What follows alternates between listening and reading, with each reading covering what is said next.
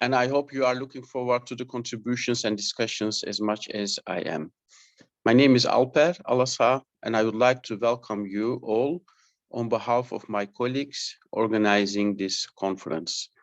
The theme of this conference is Religion and Citizenship, the Educational Challenges, and it is organized by the working group Costly Tolerance, Inclusive Religious Education of the Netherlands-Indonesia Consortium for Muslim-Christian Relations. It is a network where exchange takes place through methods of research, dialogue, and partnership between Indonesian and Dutch Muslim and Christian educational, faith-based, and civil society institutions.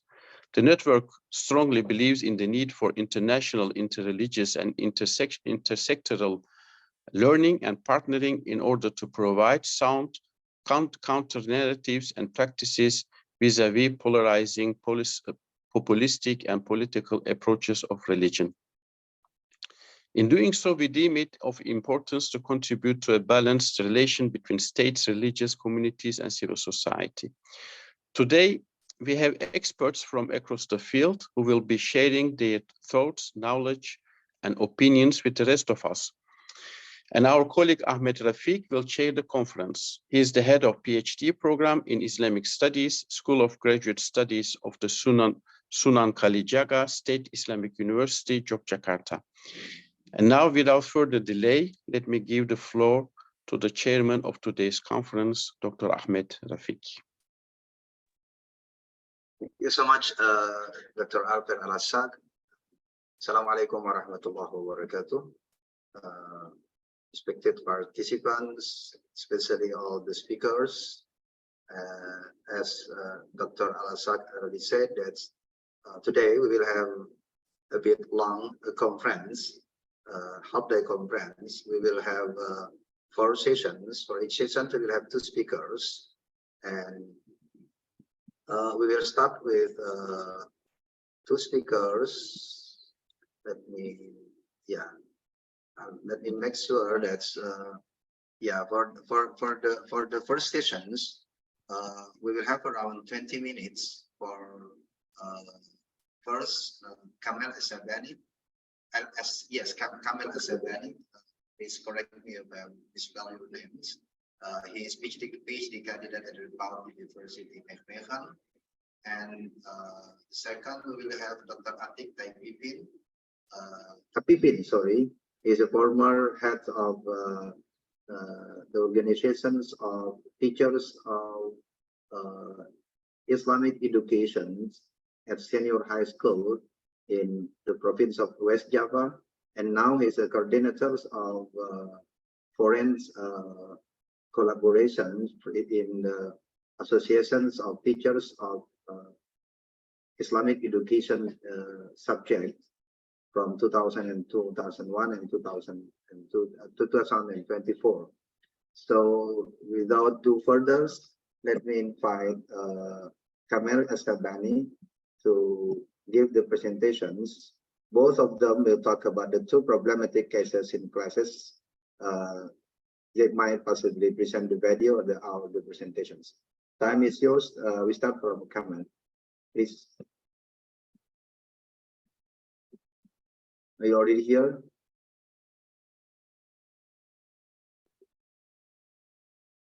Excuse me. Hello. Kamal is already here. Kemal, you are mute. If you unmute yourself. Okay.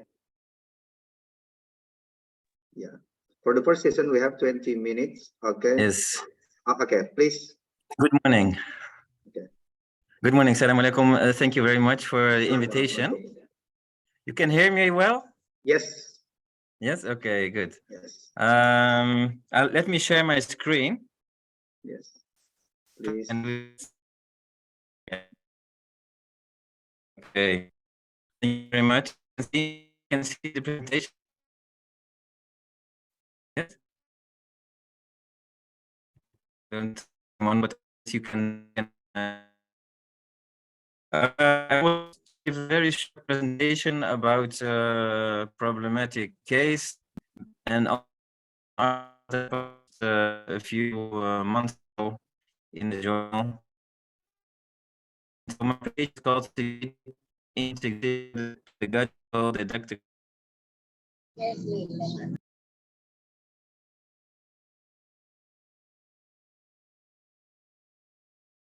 Yeah, I got a problem to hear, Kamal. Is it only my problem or for everybody? Yeah, everybody. Ah, okay. Yes, and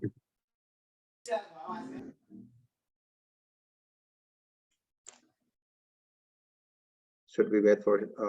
But he's still here, right?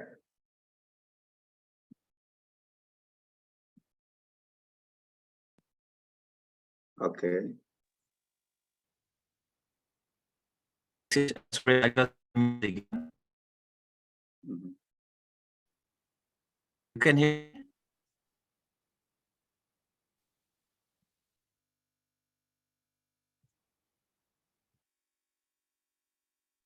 Yeah, sorry, we cannot hear you clearly. Oh. Okay. Kamal, you're still on mute. It's still in mute. Yeah, sorry.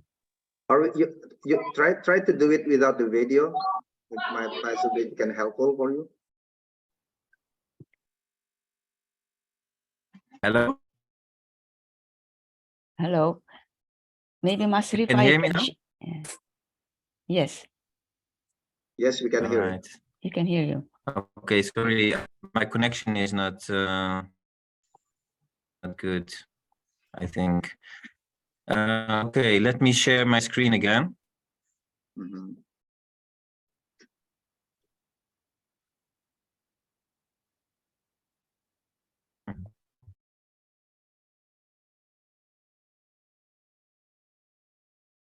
Is it good now? Yeah, better.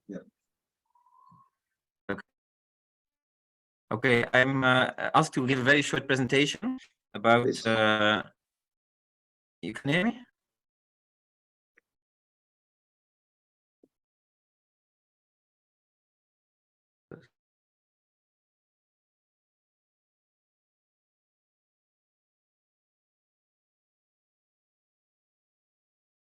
Okay.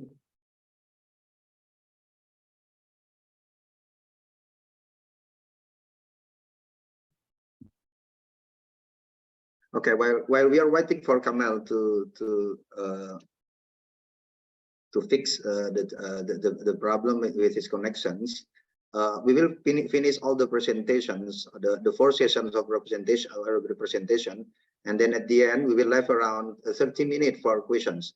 So for the question, all the participants, you can write the questions on the chat rooms, and then there will be the committee who will collect the questions, and then I will read the questions and subject it to any speakers that you'd like to answer your questions. So please, during the program, during the session, during the presentation, you can write any question anytime.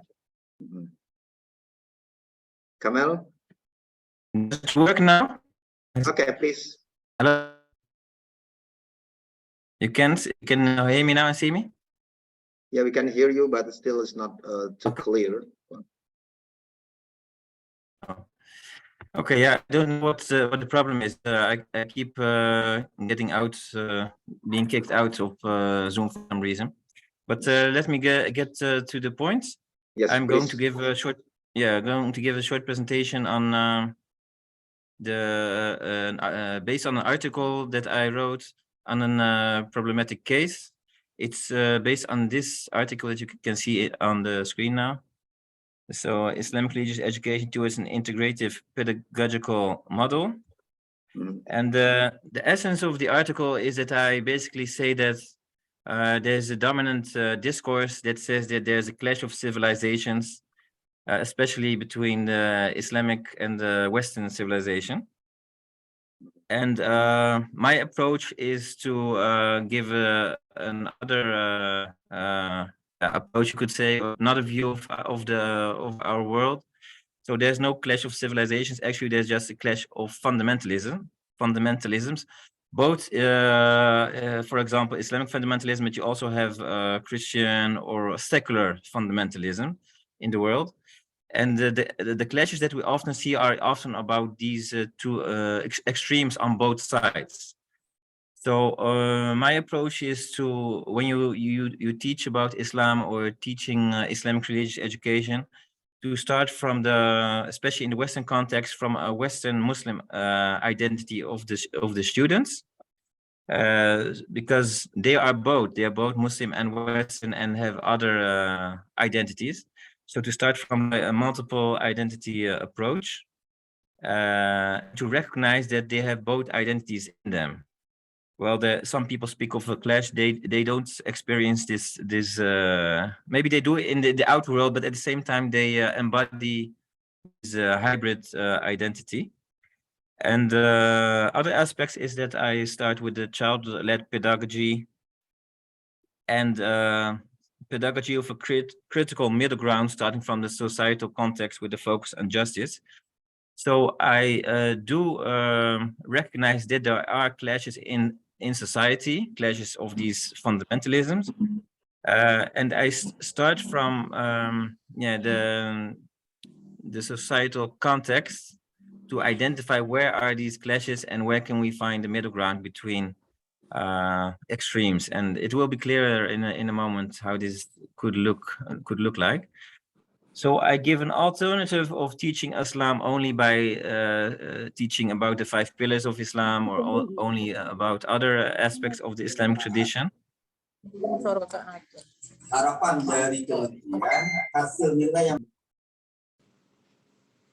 Switch the mic on, but okay, that's all. So I give an alternative to just teaching about Islam without looking at the societal context. Often Islam is taught in a way like this, like you can start with the 5 pillars for Islam example.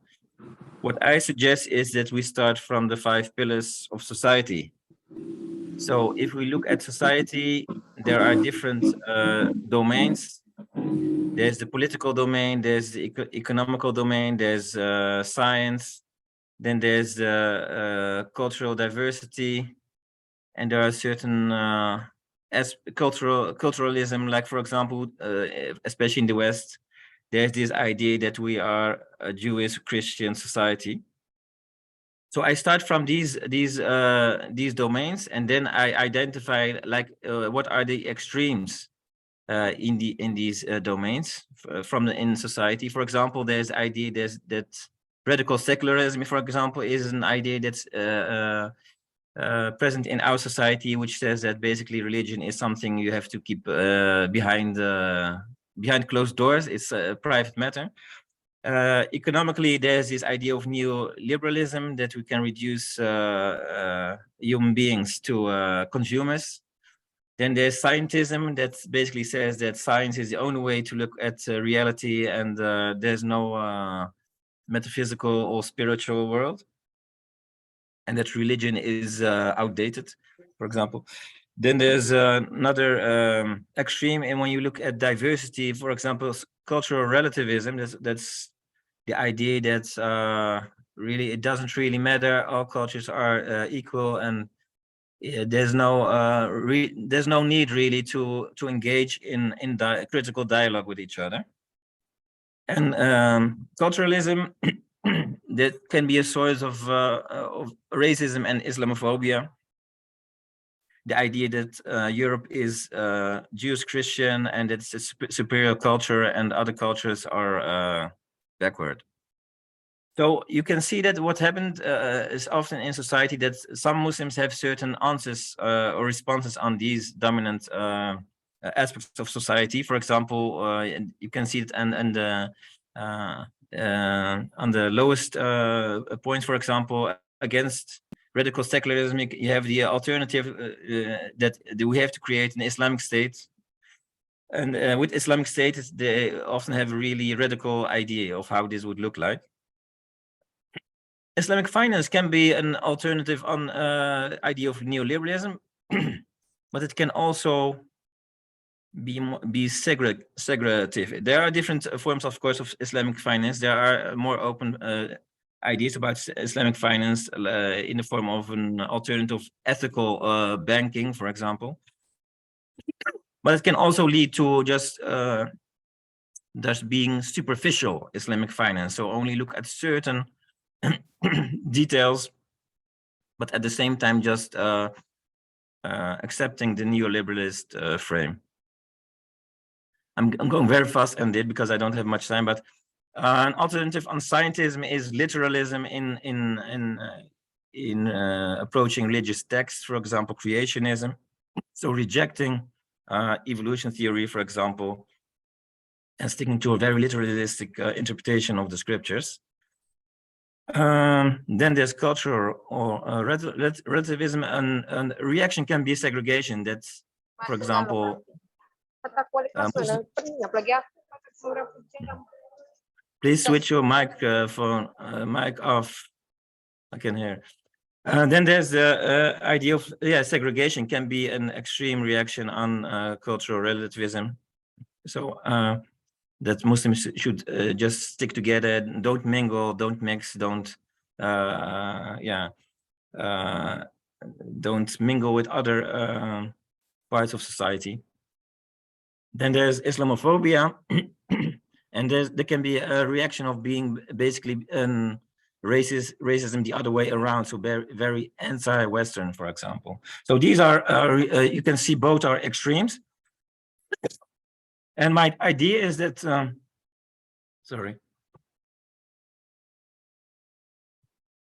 my idea is that you can you have to identify these extremes, so you can give an alternative inspired by the Islamic tradition.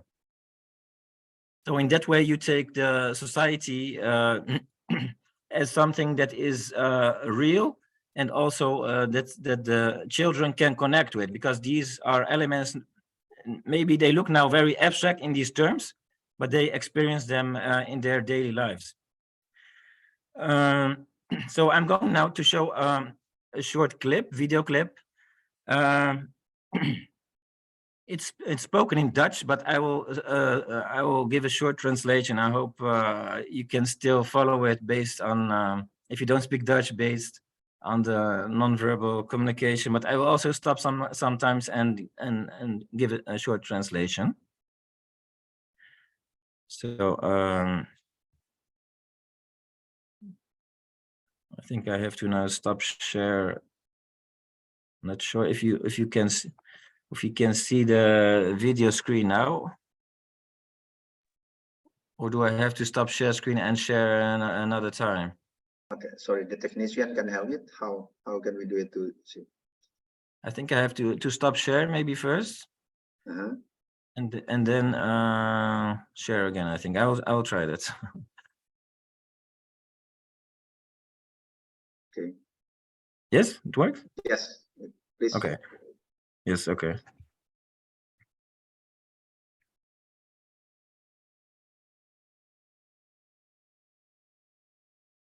Can you hear the sound?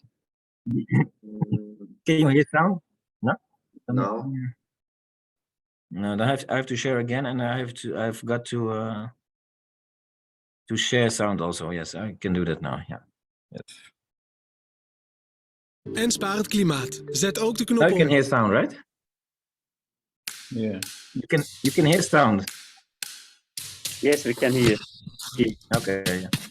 Yeah, these are advertisements first. I have to show these, and then I.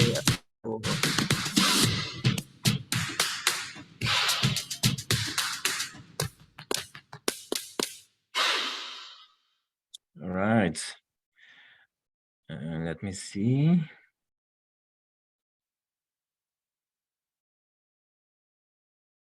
Oh, yeah. Yeah, what I will show is a short clip of something that can happen in offices, but can also happen in schools. What you see is a woman of color, probably with a Muslim background, but yeah, and the office is very white, so the context is very white, secular also. And then she got, they're going to ask, someone is going to ask her some questions. Ja. Was leuk? Met de hele familie, hè? Vieren dat de Ramadan voorbij is. En met je zoon Najib. Ali. Met Ali. Ja. Lijkt me zwaar hoor, maand vasten. Poeh, petje af. Oh ja, hoezo? Nou, gewoon lijkt me heel zwaar. Ik bedoel, ik probeer ook wel eens een dieet. Low carbs, weet je wel. Oh ja. En? Nee, lukt me niet. Kan niet volhouden. Lijkt me heel zwaar. Is het zwaar? Geen idee. Ik doe geen Ramadan. Hè? Hoe kan dat? So very short, she asked how was your Ramadan? It looks very heavy to me, not eating all day. And then the woman, the cleanster, she says, I don't know, I don't do Ramadan. Nou. Ik bedoel, jij bent toch... Je bent toch een... Ik bedoel, je bent een... Jij, bedoel, ik heb altijd... Nee, maar ik bedoel, ik heb gewoon... Dat is toch zo? Je bent een...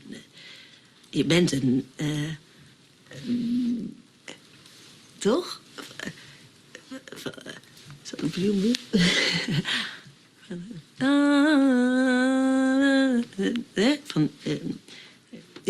Dat ben jij toch? Jij bent een... dat, of niet? Je bent toch... Je bent toch... Ja, Ja. Nou, dan doe je toch Ramadan? ik niet. Mag dat wel? Nee, dat mag niet. Mag het? Van de imam? Van de familie? Wat vindt je familie ervan? En je man? Ik ga toch niet een maand vasten? Voor wie? Voor wat? Oh, je gelooft niet. Wat weet jij ervan? Geloof je wel? Gaat je niks aan. Ik doe gewoon waar ik zin in heb, ja? Jongens, we hebben hier te maken met een hele moderne, zelfbewuste vrouw. Bravo! Helemaal niet. Jawel, dat ben je wel. Nee hoor. Wel. Oké, dan ben ik dat wel. Mag ik nu weer door? Natuurlijk mag jij door. Sterke vrouwen mogen altijd door, hè? Inshallah, Fatma. Inshallah. Geweldig mens, Fatma. Echt waar. Ze is Hollandser dan jij en ik bij elkaar, Henny.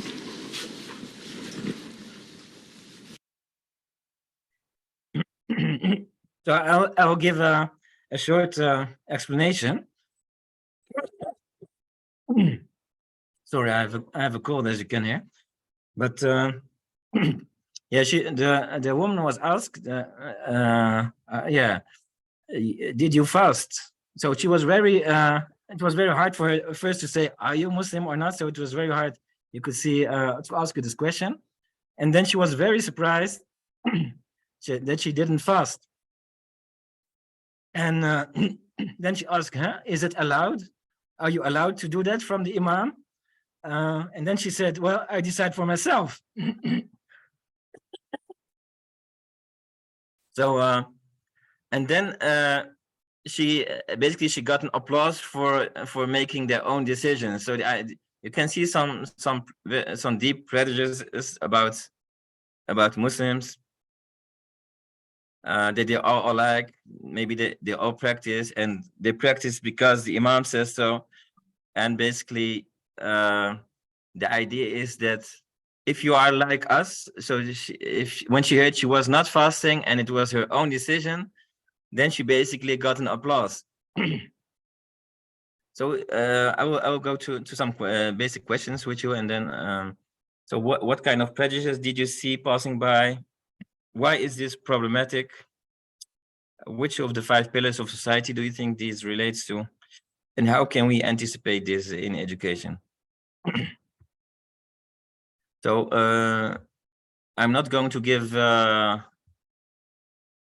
answers, but I was asked to just show this clip and then just some questions and give the audience some room to answer. I think this was what we're going. Do we have time for this, or should we just?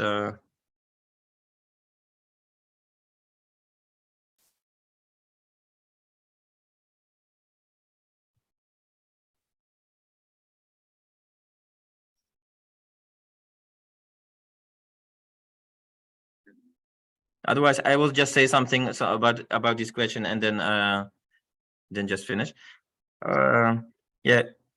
what we can see in this idea is the idea that all Muslims are alike, that Islam is one monolithic entity, that we are all the same, and that they are, and also that Muslims don't have a free will of their own. Another idea is that that when Muslims are fasting, they're not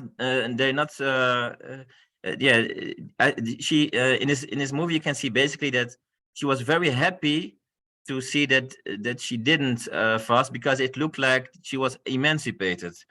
And the idea is that if you are practicing Muslim, then you're not emancipated. So there and these things I think have to do with the very secular biases that there are in society, but also I think you can say Islamophobic prejudices by really essentializing Islam, saying that there's a certain essence and that they all have to abide with it.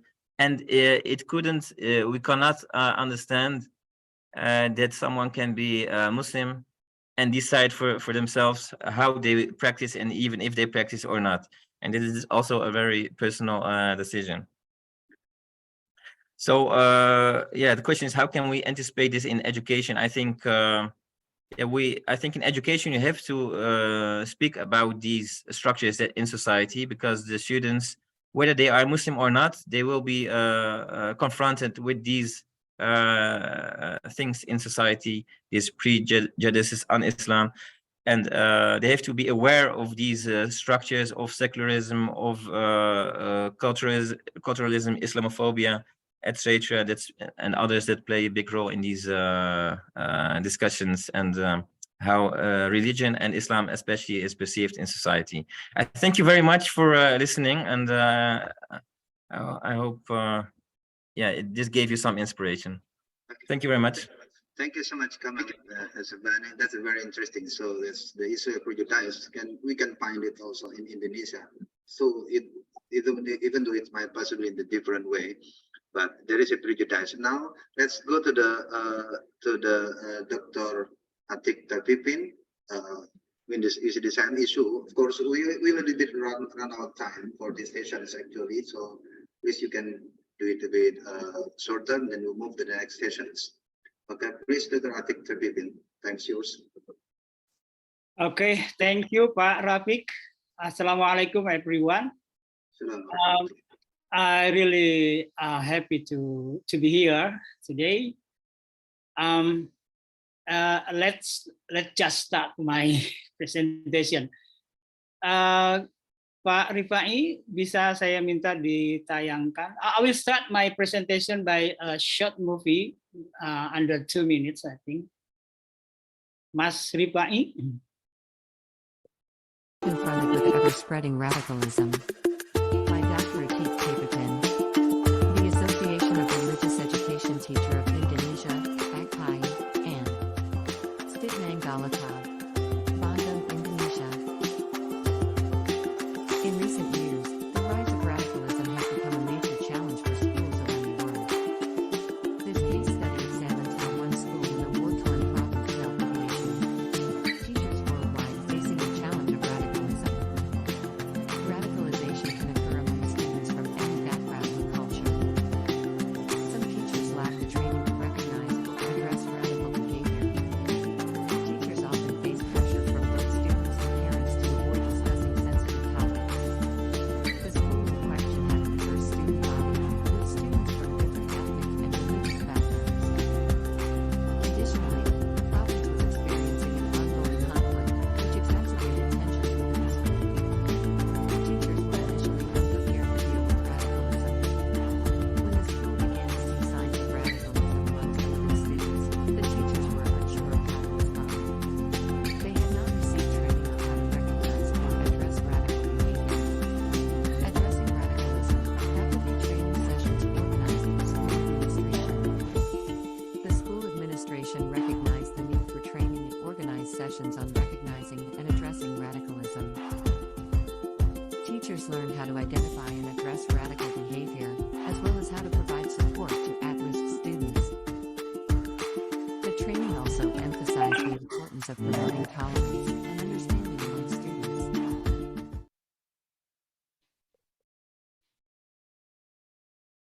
Oke, lanjut Pak Rifai ke PPT-nya.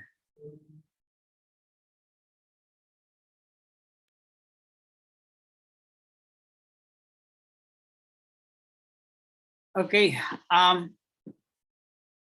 the management of NICMCR, especially the costly tolerance and IRE working group, the honorable speakers, and also all the participants. Thank you for taking the time to attend this online international seminar. As we saw in the video before, the world of school education is facing quite serious challenges, namely religious-based intolerant and anti-democratic concept and attitudes that can disturb the peace and tranquility of the country. I will try to present the extreme violent presentation program that we, the Indonesian Islamic Religious Education Teachers Association, have carried out since 2007. All right.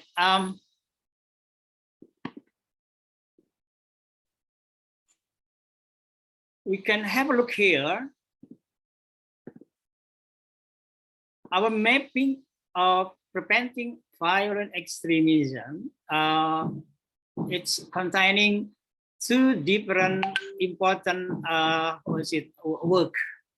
Number one is intervention, and the second one is strengthening. The intervention one, it's going to school and class alum cultures. It's something we see about the transnational ideology who coming here to Indonesia, especially from East Asia, and then the exclusive recitation, and then the last one is radical. Ya, itu nomor 2 Pak. Thank you, terima kasih. And then yang kedua Bu Pak.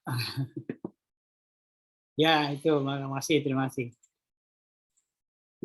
Okay. The intervention we carried out to influence school culture and class culture in warding of bad influences, organizing from the emergency of transnational ideology, exclusive recitation, and traditional extremism. Berikutnya Pak Rifai. Sorry. Okay. This is the approach we take an effort to prevent extreme violence. Okay, next one. Berikutnya Pak Rifai.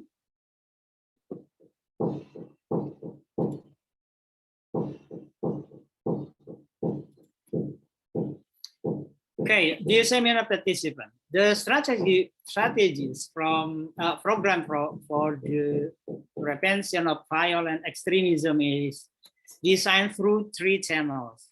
Number 1, the first one, through the principal. We hope that he or she will provide many ways to create a school culture that supports the prevention of extremism violence. And secondly, this is the strongest we can do, namely through teachers in the classroom, especially religious teachers. And thirdly, through students, by creating student corner to cultivate a love of peace. Berikutnya Pak Rifai.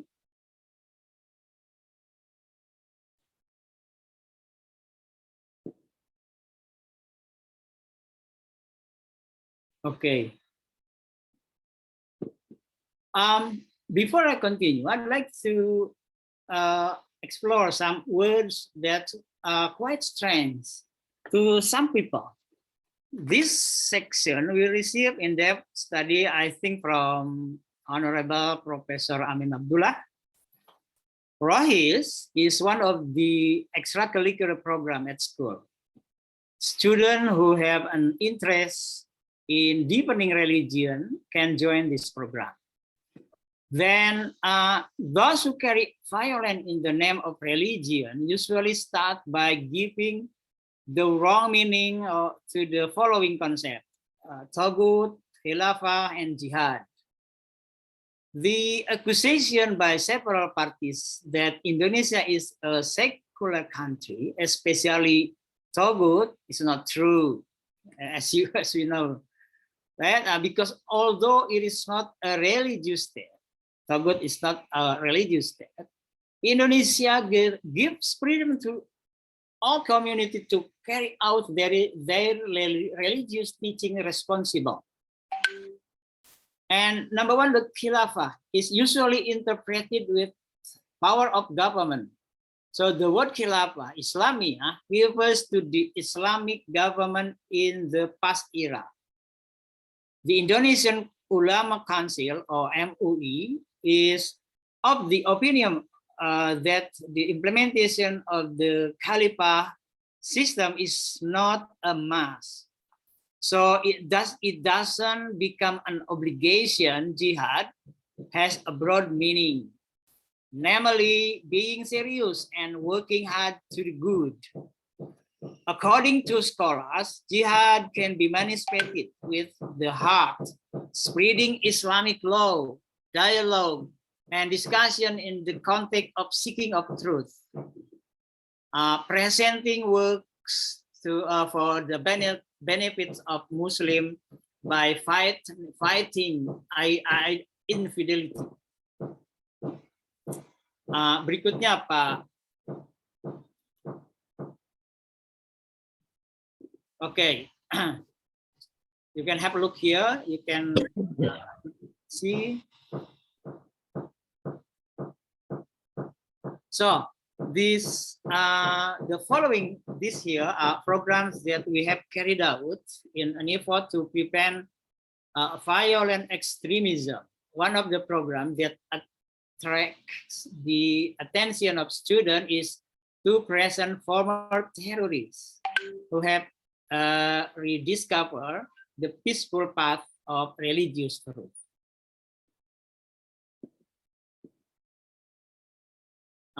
Next, Pak.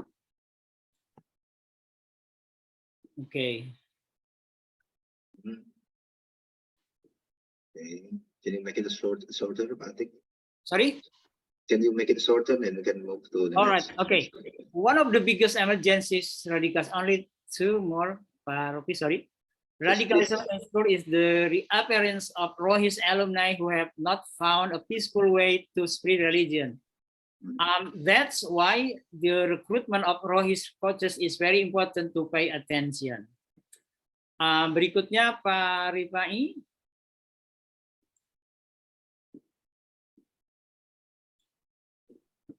Okay, this slide, we have not found the best alternative in interviewing in school program financing for violent prevention. Okay, the last one, Pak Rifai, terakhir.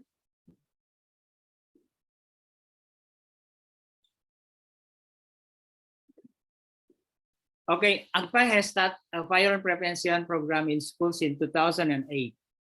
In recent years, ACPAI has succeeded in producing several important products in effort to prevent violence in school, as you can see in the pictures. Okay, that's for me, Pak Ropik. Thank you so much. Okay, thank you so much, Pak Atik. So yeah, from the first sessions, sorry, we ran out for the first sessions. Actually, even we take around 15 minutes for the second sessions. Before we move to the second sessions, and we will have who is, we will have Dr. Mika Yetan. Sorry if I mispronounce your names, and I suppose Ina will present it for Dr. Dr. Mika and Bunyai Hindun Anissa. So from the first session, we can see that's the problem of not only the students, but also the teacher to anticipate the issues. So now, please, I will come. I will give the time to Ina to present the presentation of the Dr. Mika Yetan with the issue on the communication strategies, guidelines, how to guard children against violent extremisms. So Dr. Mika Yetan from Radboud University, and Ina will present it. Time is yours, please. Okay, thank you. Thank you very much. And thank you for this invitation. Should I show my own presentation, or is my presentation shown by you? Okay. I suppose you, okay, the detention, you can show it by yourself, I suppose. Ina by Mas Raffi, Mas Rifai. Mas Rifai, yes. Can he show the presentation? Presentation Ina teratas bahasa Inggris, Mas. Yeah, the one in Dutch that's before, send it to me. No, the one in English. Yes, I know it. Okay. Okay, please. Okay, thank you very much. On behalf of Meike Jetten, I present the results of, and in particular the recommendations based on her empirical study. Meike Jetten's interest is on Christian and Muslims meeting each other, and she wonders why these meetings often take place just in a friendly atmosphere. Everybody is so much willing to live in peace and to understand each other's religious inspiration, and in particular to know more about daily rituals. And some people arrive at the conclusion that they do not differ so much in their daily practicalities. And others express their dissatisfaction that neighbors not even greet them when they walk by their house. But as some Muslims state, we feel embarrassed and dare not invite them for tea or ask them to bring their children to play with our children at our home. Muslims and Christians both know that if they do not meet each other, how then might ever people get to know and to understand each other? The practical troubles and the complexity to disrupt the status quo was the reason for Meike Jetten to research meetings with Christian and Muslim participants. In short, Jetten's research is about dialogue. Next slide, please. In this presentation, I'll inform you about daily practices of interreligious education and interreligious encounters in the Netherlands, the theoretical framework of hermeneutic communicative teaching and learning, and the research question and design. But the focus of my presentation is on Jetten's recommendations about inter and intra-religious communication between people, students who are socialized in different ways in their religious tradition, Christianity and Islam. Next slide, please.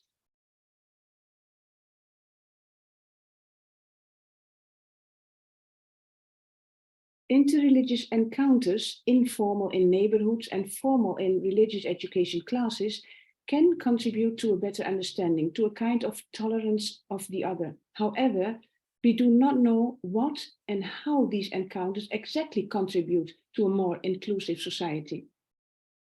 By consequence, we do not know how to improve those meetings. From earlier research, we know that non-Muslim students in general are curious about, for example, the headscarf, about Ramadan, and that Muslim students in general wish to know more about Jesus' resurrection. But in what way are e-classes, focusing on transfer of this kind of required knowledge, in what way they contribute to an inclusive society, we do not know. And that's why Meike Jetten started her research, aiming at a better understanding of people adhering to different religious traditions, as such contributing to a peaceful living together. Jetten's research is situated in the hermeneutic communicative tradition. Jetten's research question focuses on the communicative dimension of interreligious encounters, since in general in interreligious meetings, core concepts, core rituals and core practices are central in the discussions, Discussion that, however, sometimes lack a dialogical point of view and more often look like monologues. Next slide, please. Yetten's theoretical framework is hermeneutic, communicative teaching and learning. Hermeneutic refers to understanding the meaning others connect with religious phenomena. Communicative in Yetten's research refers to the way people talk about their own religious tradition and the religious tradition of the other, what they say about religions, and interpretation of the meaning thereof, how to understand the meaning of religion in daily life. Communication, according to Yetten, can be distinguished in 4 different styles.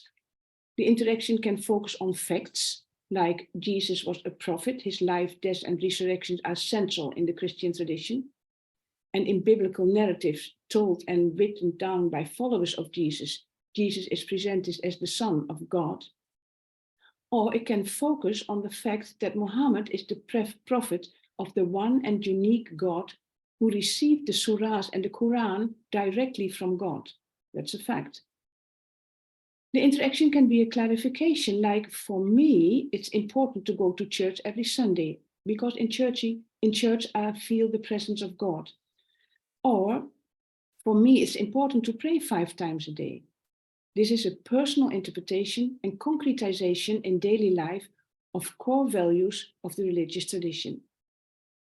Or the interaction may be an open question, like, please tell me what's the reason that you refuse to take off your headscarf in a job interview?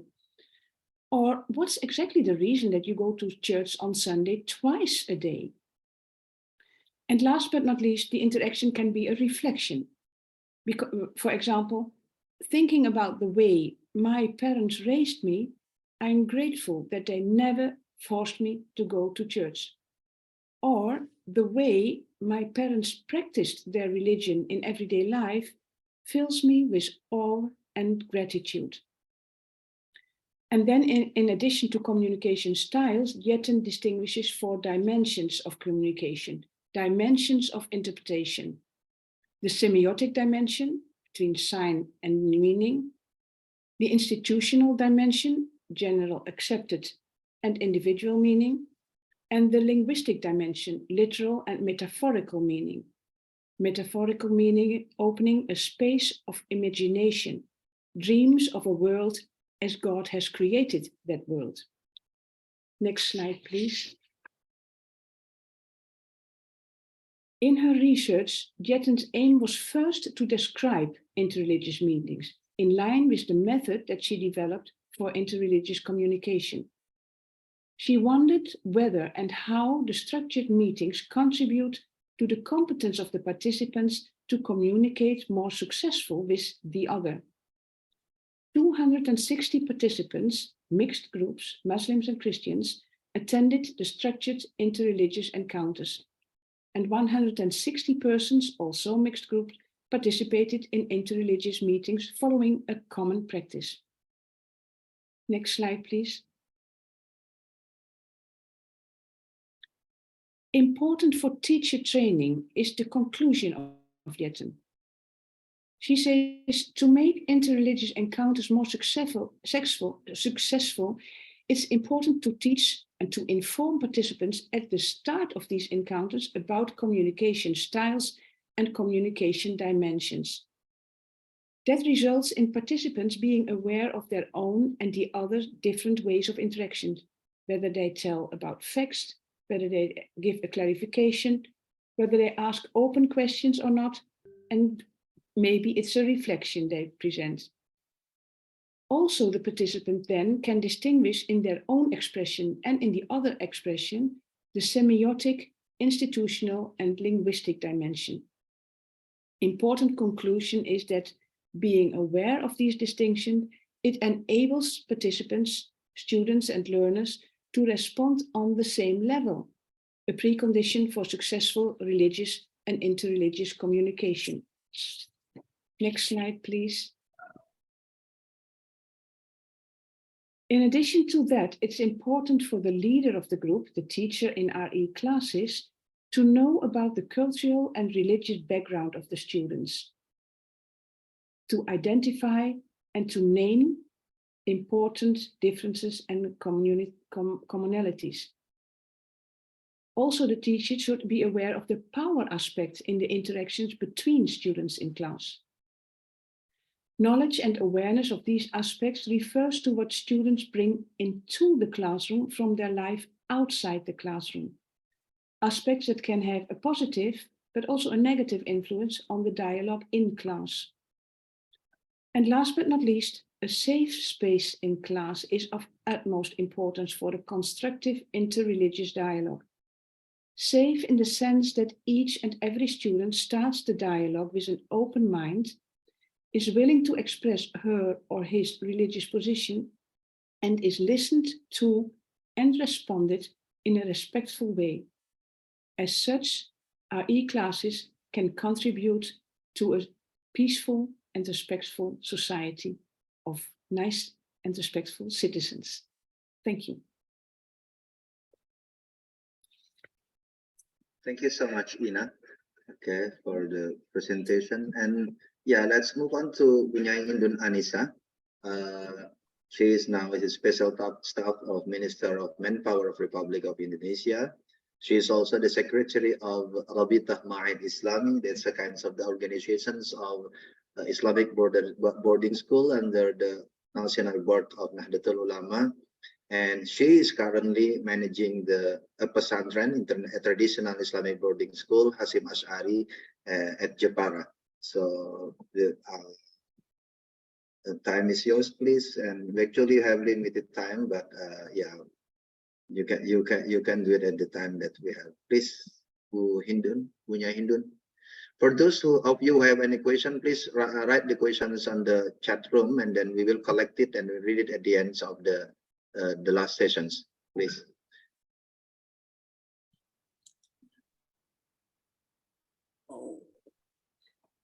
Thank you, Mas Rafiq. Goedemorgen, goedemiddag, everybody. I would like to start my presentations about how to engage santri in preventing radicalization and violent extremism. So santri are the students of pesantren. So the young people who study in pesantren are called santri. So I would like to start from the definition of the pesantren. Pesantren or pondok pesantren. So sometimes you call pesantren or pondok pesantren is the same. Refers to private Islamic boarding schools in Indonesia.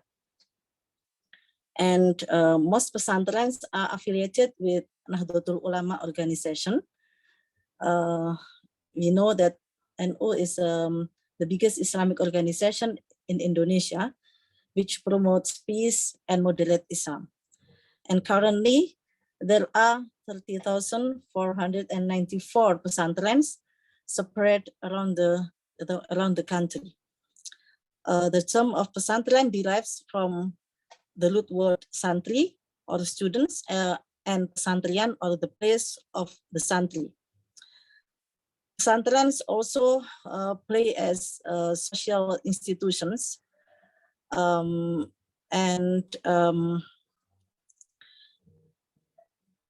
the beginning, pesantrens only teach religious studies, but starting in the second half of the 20th century, some pesantrens started adding secular subjects to their curriculum as a way of negotiating modernity. And now we move to, oh sorry, can I share my presentation please, Mas siapa ya yang share? Sorry. Yes. Okay, the third slide. Slide yang ketiga, Mas. Yes. The basic principles of pesantren as mentioned in the pesantren law. Since 2019, we have pesantren law, and there are basic principles of pesantren. The first is belief in the one and only God. And the second basic principles is very, very important. to against extremism, that is nationalism. So how the pesantren can develop nationalism in the santri. And the third basic principle is independence. So to run the daily activities, pesantren self-management and not depend on other side. And the fourth principle is empowerment, and the fifth principle is beneficial. Means that not beneficial means beneficial means kemaslahatan maybe in Indonesia. And then the sixth principle is multicultural. So in the pesantren, we are welcome for the santri from different backgrounds. I mean, different backgrounds mean different culture, different race, and also different language, etc. And then the seventh basic principle is professionalism, and the eighth principle is accountable, and ninth principle is sustainable, and the 10th principle is legal certainty. And pesantren, please next slide. Pesantren consists of at least five. The first is a kiai or nyai or tuan guru or guruta. Kiai or nyai are the supreme teachers, and mostly they are also the owners and the leaders of pesantren. Kiai or nyai are also recognized as religious leaders in the community. In pesantren, in daily life, kiai or nyai are assisted by ustad-ustadah to teach santri. And the second pillar, so this is the pillars of the pesantren. The second pillar is santri. As I mentioned before, santri are the pesantren student. There are two kinds of santri mukim, those who live in the pesantren, and santri kalong that back and forth from their home to pesantren. And the third pillar is dormitory. All santri mukim live in dormitory, and some pesantren also provide dormitory for teachers. So pesantren live in dormitory 24 hours a day, and also their activity. Most pesantren have their activity like 18 hours a day. And the fourth pillar are mosque, or if the pesantren doesn't have mosque, so they use prayer hall to worship. And the fifth pillar is teaching of Kitab Kuning. Kitab Kuning is the classical Islamic text. The main characteristic of pesantren, which distinguishes pesantren from other Islamic educational institution, is the teaching of Kitab Kuning. Kitab Kuning are taught through bandongan. Bandongan is like deliver a speech, like monologue, and also sorogan method. Sorogan method means active learning, that students read Kitab Kuning in front of the teachers, and the teachers give correction or maybe give response to the students. And next slide, please. The challenges that faced by pesantren now is radicalization. And some pesantren, not all, and also the number very, very few, are exposed to violent extremism. But in a pity that the very few, that's a very few number of pesantren that exposed to extremism, even terrorism, that published what is it? So like published in the media, and so now like some people see pesantren as a producer of terrorism. So this is also a challenge for us. And santri at the junior and secondary school levels are vulnerable to tempted by radicalization. So that's like in other school, I think, yeah.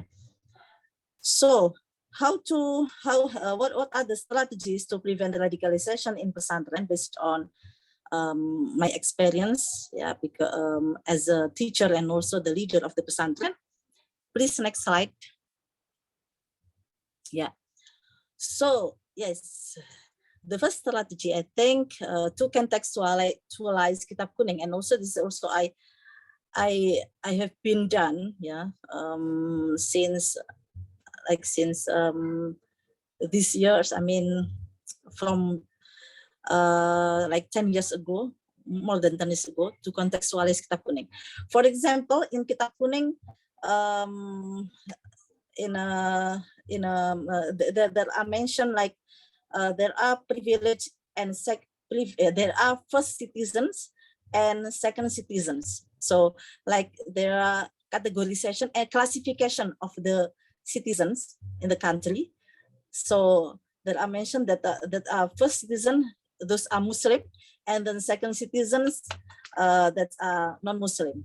And for Muslim, as the first citizen, they have privilege, and the second citizen, they don't have some rights that been that belong to the Muslim. So this is so nowadays we contextualize the teaching in the Kitab Kuning, like the concept of the classification of citizenship. So we say that there are no in the scriptures, there are no classifications of the citizenship, yeah, as the God mentioned in the one of the verse in the Al-Quran, blah, blah, blah. So like this, this is the example of the contextualization of Kitab Kuning. And the second strategy is to encourage students participating in interfaith events, such as youth camp. So that's our students, our santri. Also, we encourage them to participate in youth camp. That in the youth camp, interfaith youth camp. So there are students, young students from different religious background. And that's successful. I mean, the youth camp usually some organization conduct the youth camp, and our santri also participate in that youth camp. And after the youth camp, like it's I give, what is it, like opening the mind of the santri. And also we encourage them to participate in intra or interfaith dialogue. We will show the picture later on. And the third strategy, that's to develop interreligious holy places visit program. This is my terminology. I mean, we take our santri to the church, for example, or to the Hindu temple, or to the Buddhist temple, so they can learn, and they know the worship places for the Christian, also the Buddhist, also the Hindu. And so, and I've been done it like many times with the students.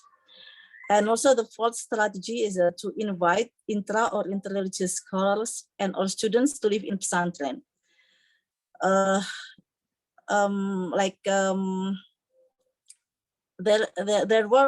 There were some seminary students who live in my pesantren, the Catholic students who live in pesantren for 2 weeks at a time. And also there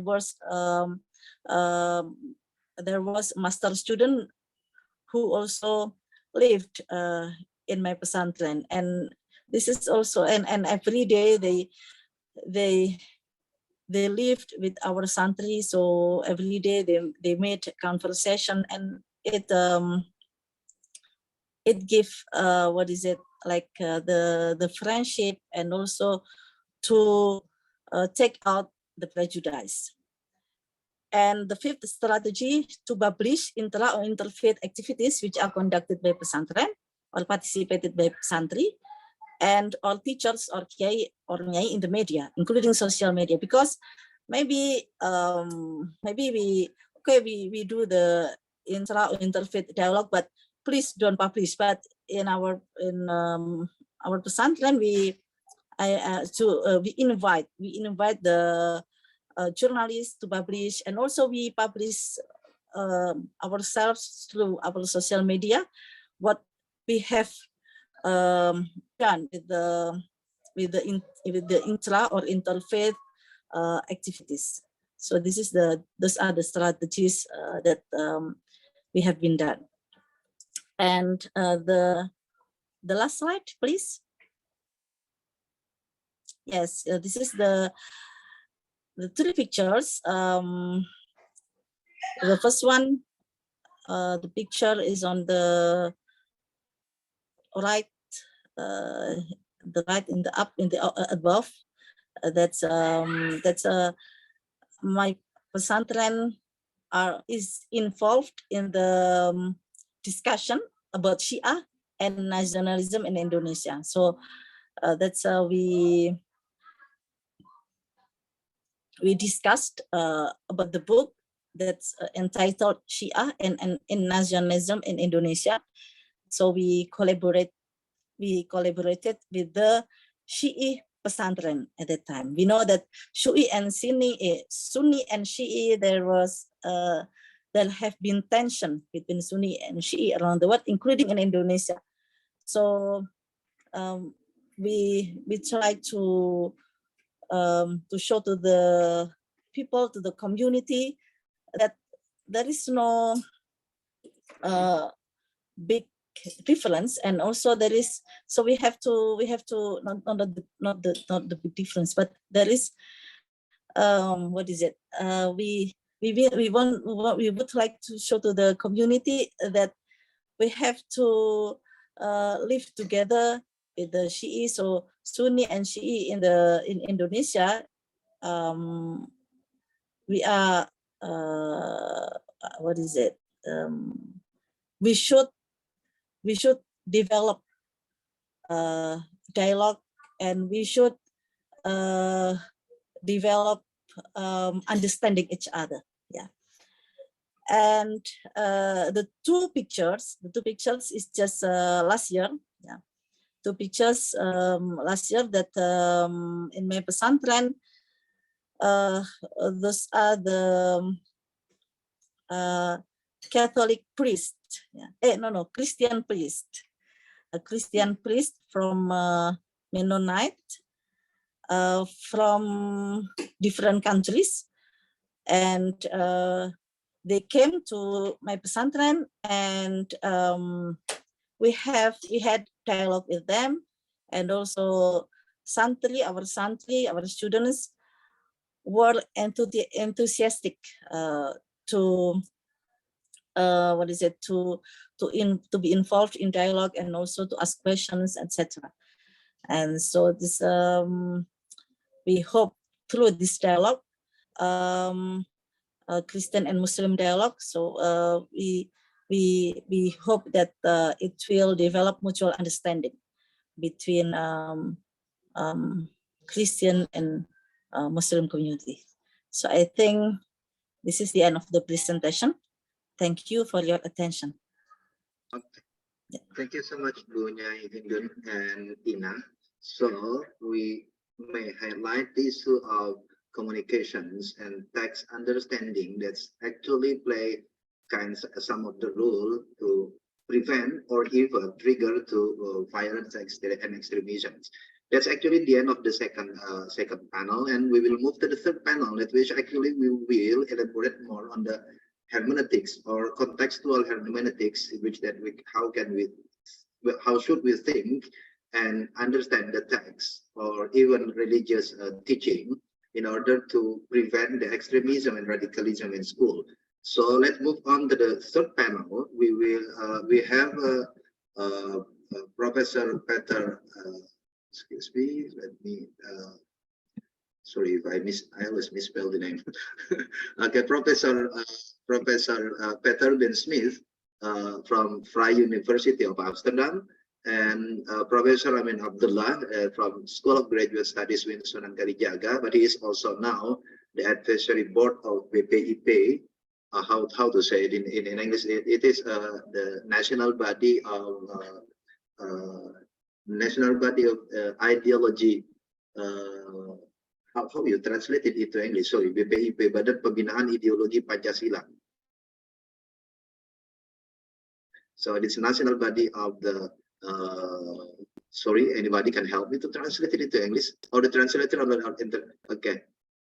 That's national body for Pancasila. Sorry to missay it.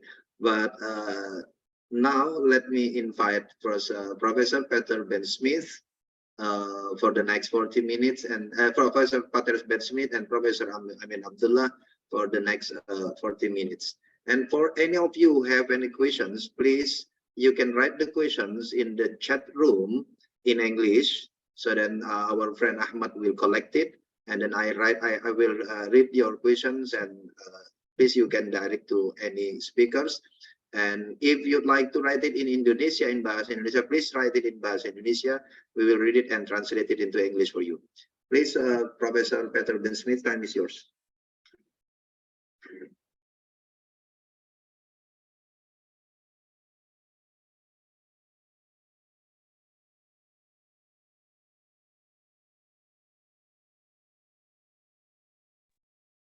Thank you very much for this kind introduction. I hope you can all hear me and also see the screen that I've shared. If not, please give some indication that you cannot. We can see it and we can hear you well, please. Perfect. Wonderful. I understand my task as reflecting on a slightly more abstract level on the question of contextuality and interpretation in the broader context of preventing radicalization and the like. I do have experience in the field of education, of course, but after the wonderful case study that we've just listened to, I think I will reflect on this question at a slightly more abstract level. I do so coming from the Faculty of Theology and Religion of Vrije Universiteit Amsterdam, where I'm involved in the Center for Contextual Biblical Interpretation. And as the name of the center indicates, we are involved in doing research and in working on contextuality and reflect and seeing how that works out. I will try to limit myself to about 10 to 15 minutes and lay out some of the basic convictions of our work. And with that, my first observation would be that contextuality is a gift and a challenge. And beyond that, contextuality is a fact. Nobody has a context, which is of course a bit of a truism. Yet the awareness of having a context is still something that needs to be reflected on and is not always reflected on, as I think many forms of radicalism have to do with a lack of reflection on where you're coming from, what your perspective is, what influences your perspective and the like. Yet not only radicals, but also moderate or liberal or academic scholars have a perspective that needs reflecting on, and even I would submit in some cases one can learn from more radical interpretations, but that will come later. Why do I call contextuality a gift? Well, that's a fairly basic hermeneutical observation. You need a point of view in order to develop a perspective, as this picture also shows. Without a position, without being in a position, you cannot develop a perspective, and without a perspective, you cannot see anything. So in that sense, being grounded in a particular context is essential for any hermeneutical venture. On the other hand, of course, there is a challenge. One cannot see everything, as this picture also illustrates. As, beyond the picture frame, there's quite a bit of landscape that's not covered by the picture. But in order to be to see something at all, you need to look in a particular direction, which then also means that you do not look in other directions, or when you're looking from a particular perspective, you're not looking from other perspectives. Nonetheless, the perspective that you develop can be very helpful and fruitful. So in that sense, I think that contextuality is a gift and a challenge, and also a fact. A second dimension that I'd like to highlight is positions of reading that play an important role in contextual biblical interpretation and contextual interpretation of anything, I think. One way of dealing with contextuality is simply to ignore it. And that's something I call reading without. So you're not taking into account your audience, or you regard people primarily, in fact, as your audience whom you are sending a message to, but you're not particularly interested in their voice. Another way of dealing with context is to read for, which, well, one way of illustrating is that I write a biblical commentary for a particular group of people whom I think should listen to my voice or should take into account what I'm saying, but I'm not, again, not necessarily listening to them, yet I'm taking them into account to the extent that I reflect a bit on what sort of audience they are. And that goes beyond reading without, which is simply writing scholarship in a vacuum. Then the third option is to read with.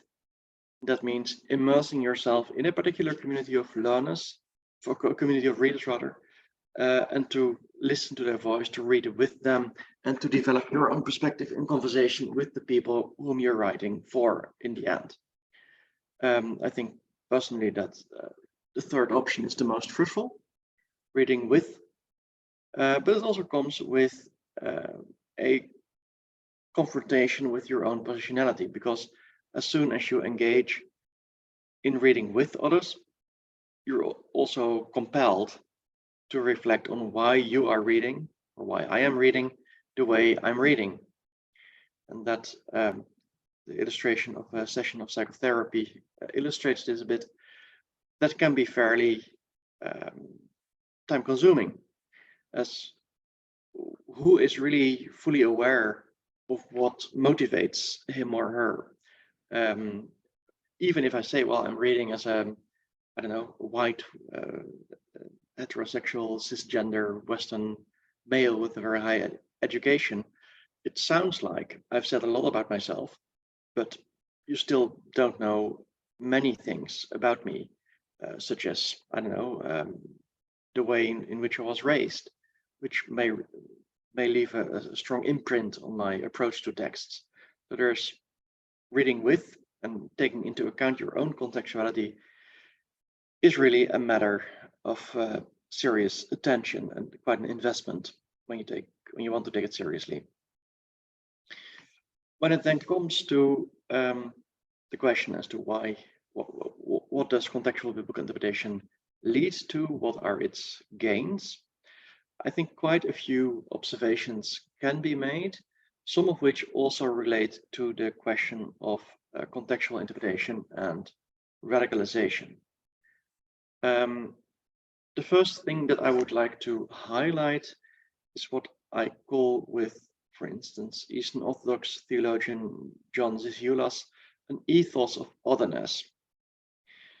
When I take seriously that I myself have a certain kind of position, and when I want others to take my voice seriously, as I usually like it to be the case, then I also need to acknowledge that others have a position and that I need to listen to their voice, so that there's certain reciprocity involved there.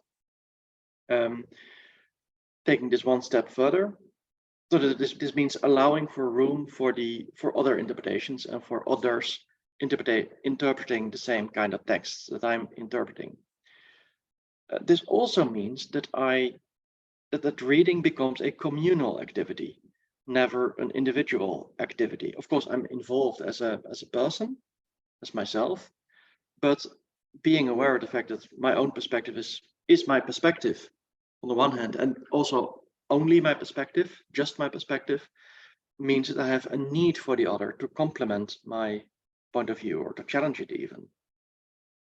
And in an ideal world, I think that is a reconciling activity. So engaging with the same texts or with similar texts can also bring people together, precisely because they have a need for each other. As their perspectives can complement, can add to each other. That's a fairly basic hermeneutical insight, but I do think it has fairly strong ethical implications as well.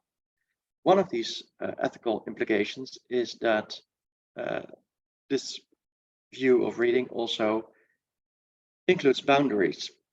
For instance, it excludes readings that exclude other voices.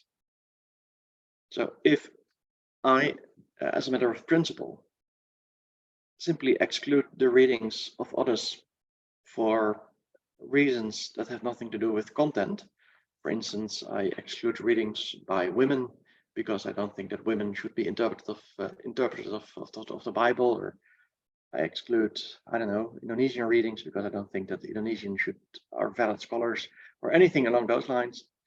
But that's impossible in this kind of from this kind of hermeneutical perspective. And I think that also speaks to radicalism, in the sense that many radicals often do want their own voice to be heard, but systematically exclude the voice of others. And in doing so, they absolutize their own hermeneutical perspective, which is a fallacy, as it's impossible, given the fact that each perspective is also just a perspective. It's a perspective, certainly, and to be valued. There's also one among multiple perspectives. If you're operating in a more radical or fundamentalist manner, you're confusing your own perspective with the truth, and that's never viable. So when it comes to honest interpretation and serious hermeneutically reflected interpretation, such positions do not have any place. They're excluded. Then, as a third point, an important requirement is the willingness to listen. There is a logical connection in that sense between academia and society, as of course in the academic community there are many perspectives, but on the other hand, even more perspectives can be gained, can be brought into the conversation when an interpretation is also challenged by ordinary voices from the whole of society. So I think that this willingness to listen is very important. That also implies to interreligious and intercultural conversations. And again, this is a challenge, I think, to forms of radicalism that are not particularly interested in listening, but primarily in shouting. Finally, I would say that listening to these other voices can be immensely enriching, even if it comes, or precisely because it has to do with relativizing one's absolute view. And we all have pre-understandings of texts that can be challenged fruitfully and lead to a richer interpretation. I'd like to conclude with a brief example of that. The picture you see here is that of what's called in Christian tradition the Visitation. It's the Virgin Mary who visits her, traditionally niece, Elizabeth. Both women are pregnant, and it is in this context that Mary sings the Song of Mary, and also the text of the traditional Ave Maria comes about. But what intrigues me about it is an experience I had 3 years ago, with a student, female student from Brazil, who was also a physiotherapist and who had worked with pregnant teenagers. And I must admit that pregnant teenagers are not my particular field of expertise.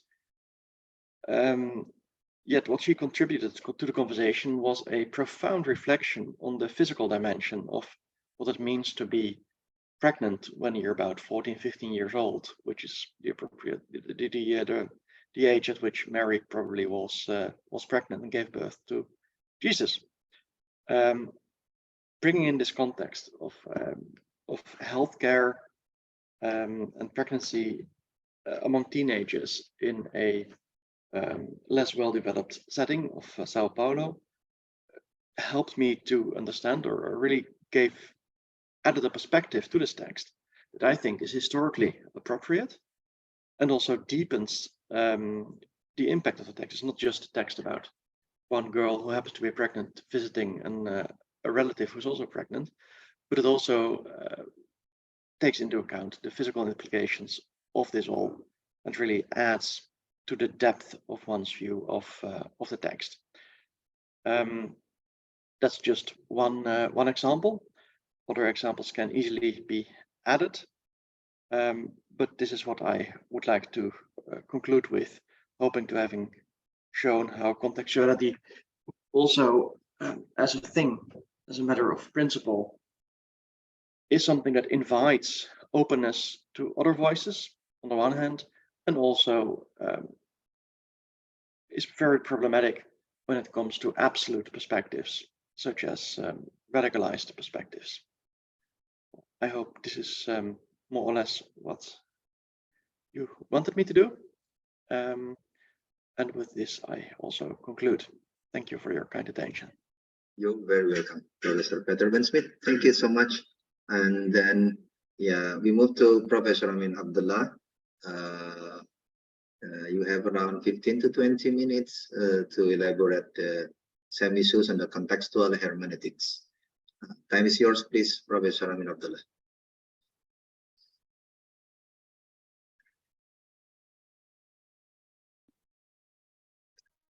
Monggo unmute, Prof. Prof Amin belum unmute. Bener. Prof Amin belum unmute, Prof Amin. Dari situ mungkin ya, dari host. Oke, ampun Prof. Ampun. Gitu. Oke. Yes. Thank you very much, Dr. Rafiq, as a moderator. And of course, I would like to thank to the working group from Netherlands and also from Indonesia.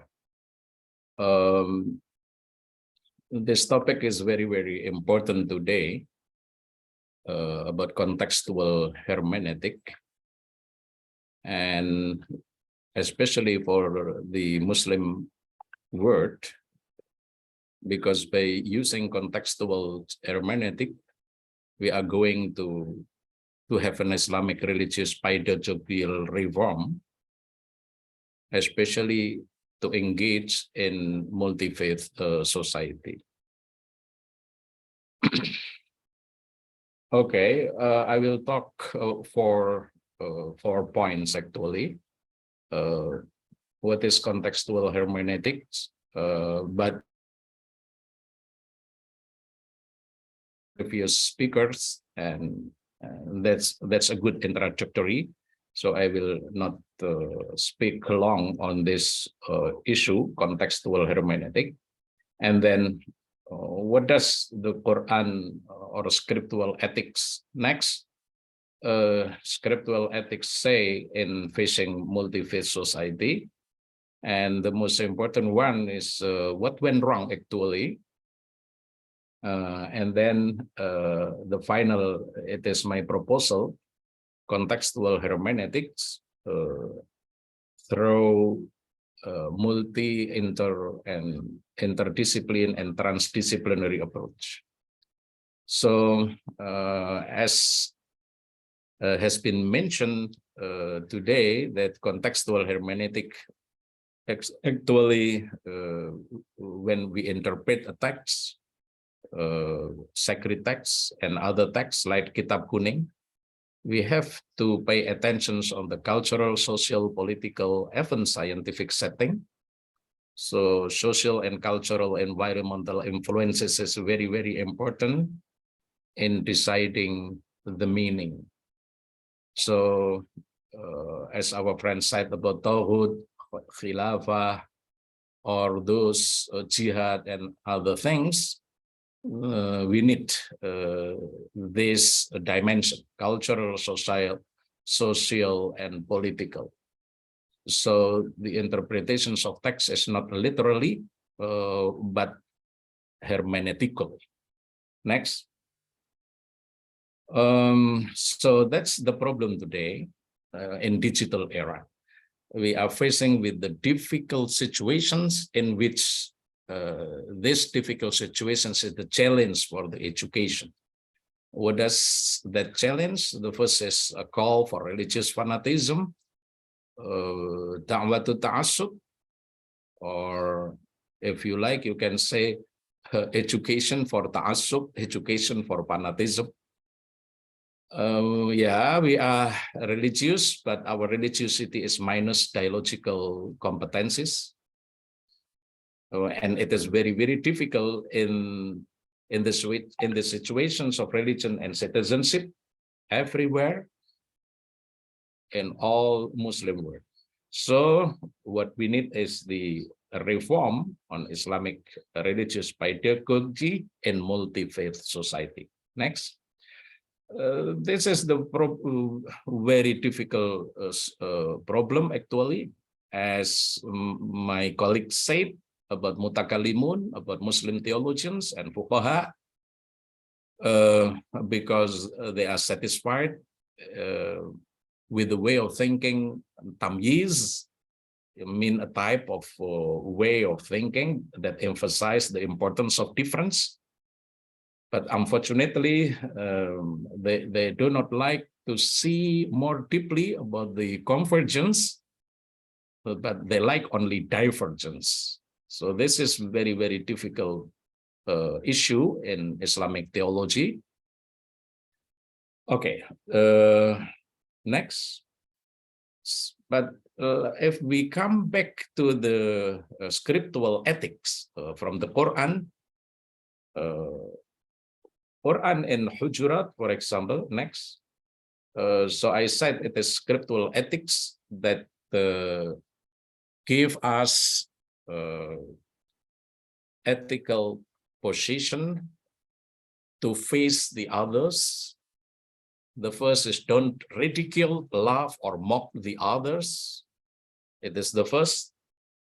The second one, avoid the negative assumption to them, to the Christianity, to Buddhism, to Catholic, or even Jewish and others.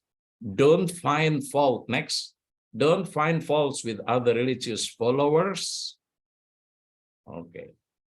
Next, and don't speak ill of other religious followers. So actually, this Hujurat, if we can understand well, so this is a very, very hermeneutic type of reading text. So next, there is no superiority one sex over another and nation over another, and even religions, I think. Next, so in plural society is to get to know one another, make friends. It is more important. Next. So the next. Now, this is the condition for salvation according to Quran. But unfortunately, ulama and also mufassirun, they have their own interpretation because of the situations in the Middle Ages. But if we come back to the Quran, actually it is far from their interpretation, because you see the conditions of salvation is only three. The first is a belief in the God, whatever the God you have, believe in the last day, yaumil akhir, and also wa'amila solihan, righteous deeds. Only that ones, only that three items is very important. Next. So do good deeds and act justly toward all believers of the word religions. This is the most important one. If we come back to the Quran, but not to the interpretations of the ulama in the Middle Ages, like Ibn Taymiyyah and others. We have to see the context today is very, very different from the Middle Ages. Next. So what's actually Quran say about the multi-religious diversity? Yeah, we have to understand the situations and then respect the reality. Engage with the reality means we have to be tolerance, not radical, not extreme, and so forth. Manage into the strengths. Yeah, there are many conflict, but please manage it and change into strength, means conflict resolution. The teacher should be a teachers of conflict resolution too. And then finally collaborate. Collaborate between amongst religious adherents. Okay, then next. But what went wrong? This is our topic, very, very important to be discussed today. What went wrong? Yes, as my the previous speakers underlined, that there is a gap between Dazain and Dasain, between al-thawabit al-mutaghayyirat. Al-thawabits mean dasolun, and al-mutaghayyirats mean dasain, changeable because of science, because of cultural interactions, because of social engagements. So what we need is a scientific interlocutors. What we need in religious teachings is scientific interlocutor. Next. First, of course, we have to underline al-karamah al-insaniyah, using humanities, contemporary humanities, that underline the importance of openness and empathetic approach. This is very, very important. Not a conflictual approach, but empathetic approach.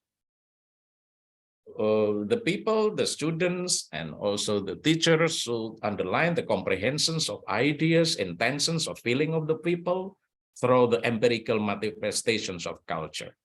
Yes, we are living in difficult situations, so please, difficult situation, but please understand it, respect it. Okay. Because everyone experience life as meaningful. Christians experience life meaningful. Islam, Muslim experience life meaningful. Jewish also. And they express this meaning in discernible pattern. This is scientific and can be analyzed and understood. This is the first. The second one, the trouble, as I know, as I see, there is a trouble. Next. The trouble because in teaching religions, we use monodisciplinary approach. It is unfortunate. And monodisciplinary approach in Islamic religious pedagogy contributes sacralizations of the understanding of the text.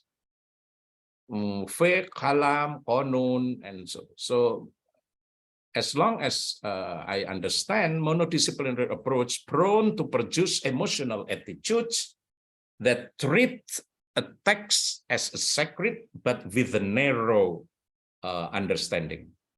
Next. So how do we move to solution?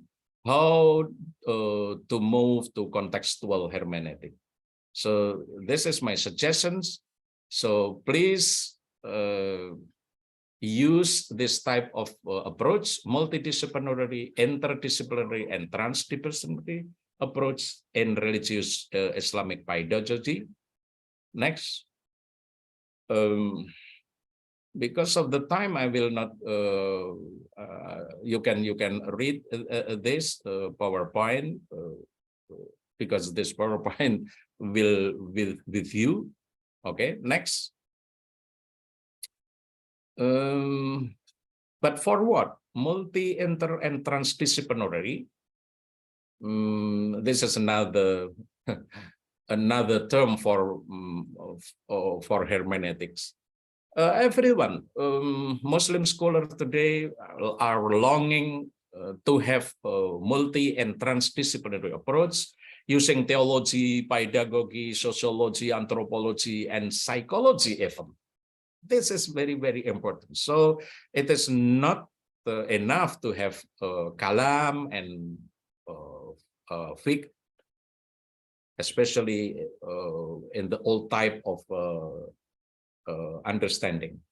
Next. So this is what we are working now in Indonesia. Contextual hermeneutic through multi, inter, and transdisciplinary approach. What for? Yeah, to enhance the fresh ijtihad that enables cross-cultural religious literacy in multi-faith society. So there are three competency: personal competency, know your own religions; comparative competency, know the other religions; and then after that, collaborative competency, know how to collaborate. So this is the competencies in cross-cultural religious literacy. Next. So this is the challenge of educational, our religious education today, how to combine between subjective, objective, and intersubjective type of understanding. Subjective, please understand your own religions holistically, comprehensively. Objective means you have to see world religions, race, ethnicity, and so forth. But intersubjective, that is the most important one, means innermost voice of the heart is very, very important. Qalbun salim in the Quran, respect and engagement. Next. So this is, we should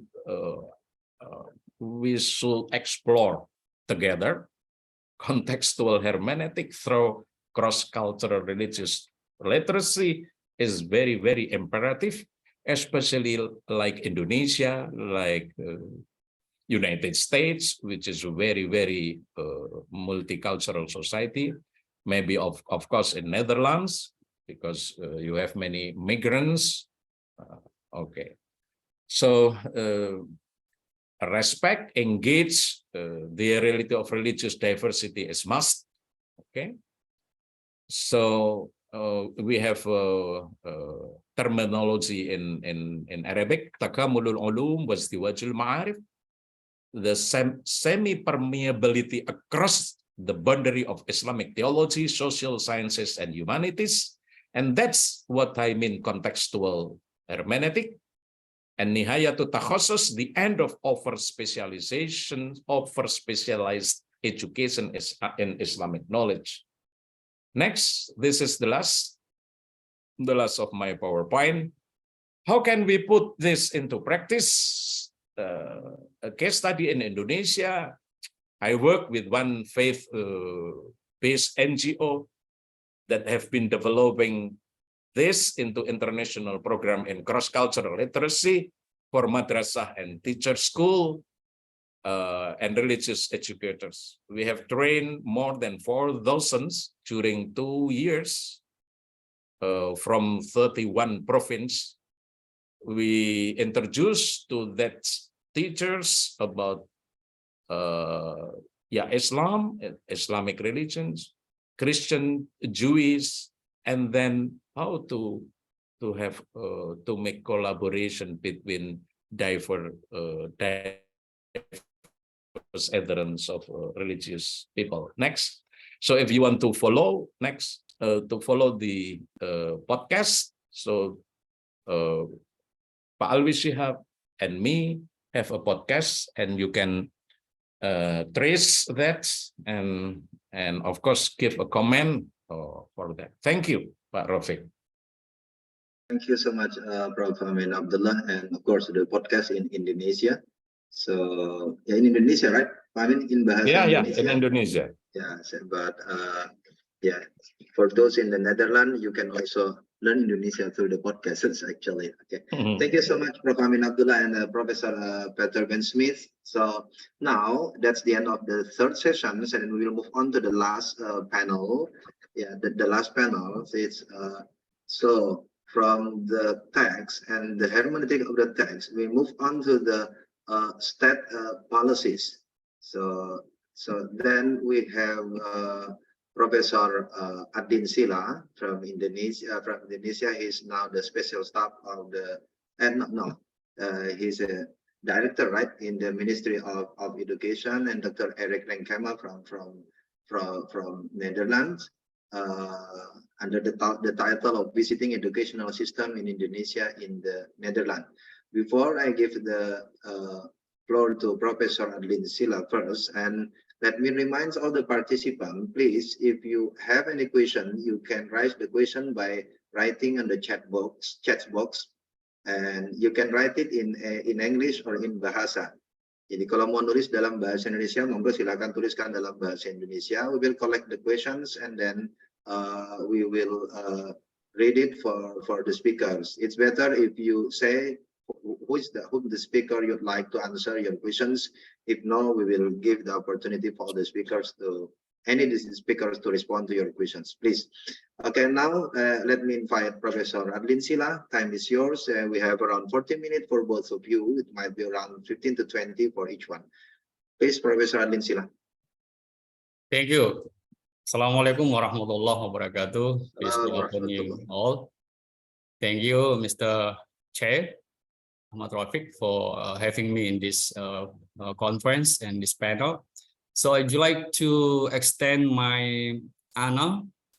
I'm very humble to the working group, Tolerance Inclusive Religious Educations, or Kelompok Kerja, POKJA, of the Netherlands, Indonesia Consortium for Muslim Christian Relations, that organized this web conference on Zoom. So I'm asked to address the conference with a presentation on the theme of the educational system in Indonesia.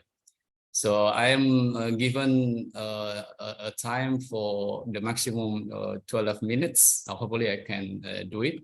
So thank you for the Alper Alasak, the coordinator for the Netherlands, and Dr. Atik Tapipin, the coordinator for Indonesia. So if you could allow me, Mr. Chair, I can share my slides. Is the technician, Pak Arifai? Yep. Okay. Can you see the slide now?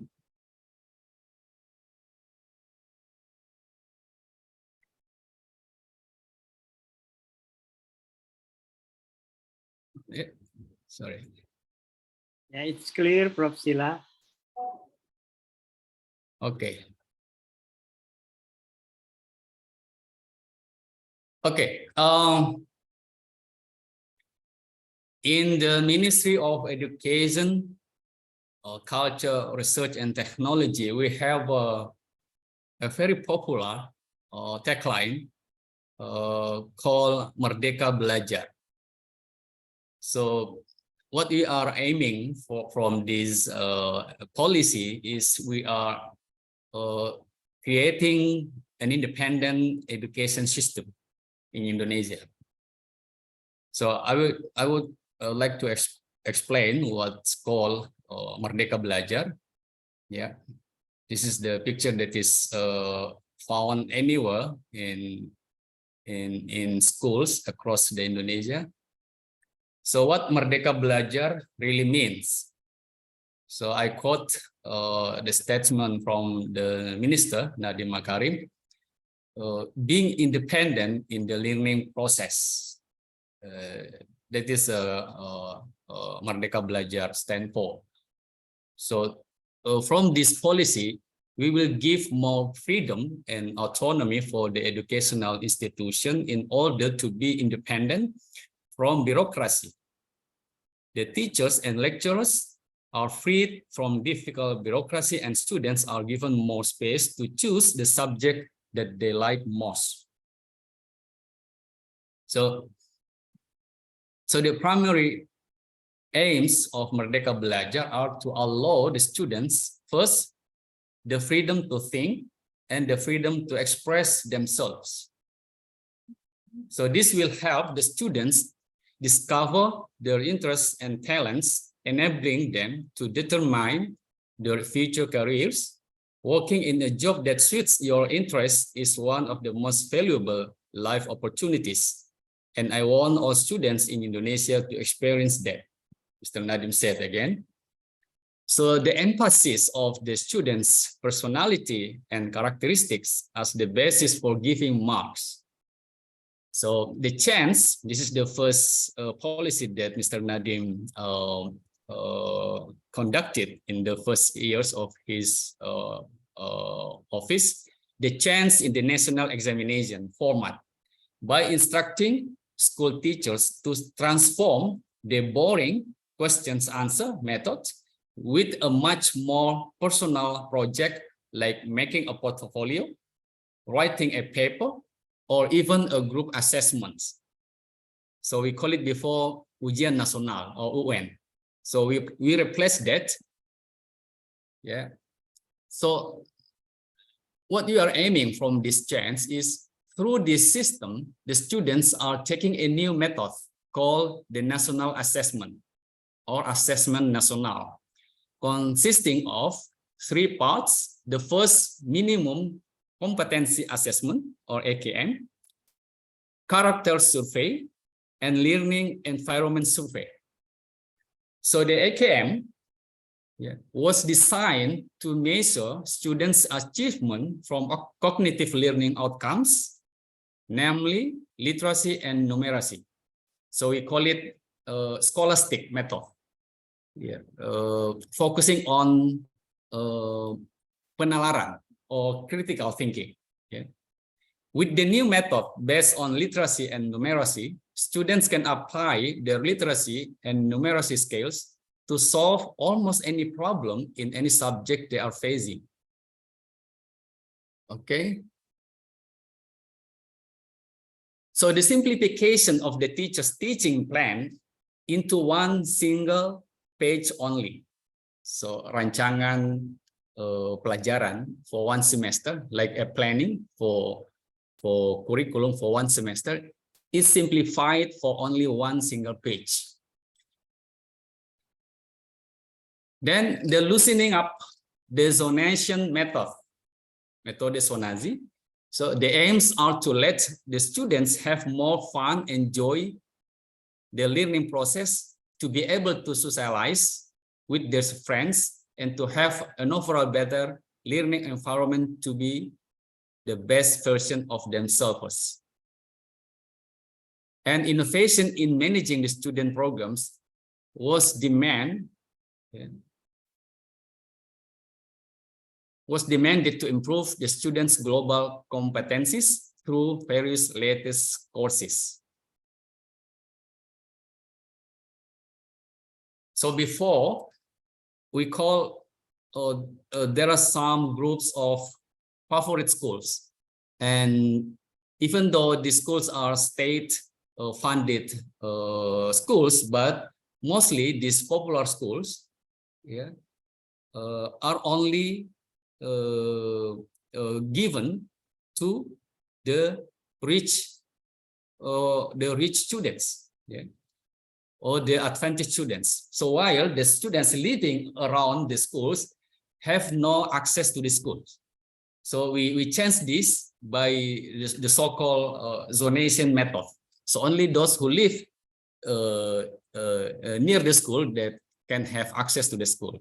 And this is actually the nature of what we call sekolah negeri or state-owned schools. So 3 groups targeted in Merdeka School, Merdeka Belajar.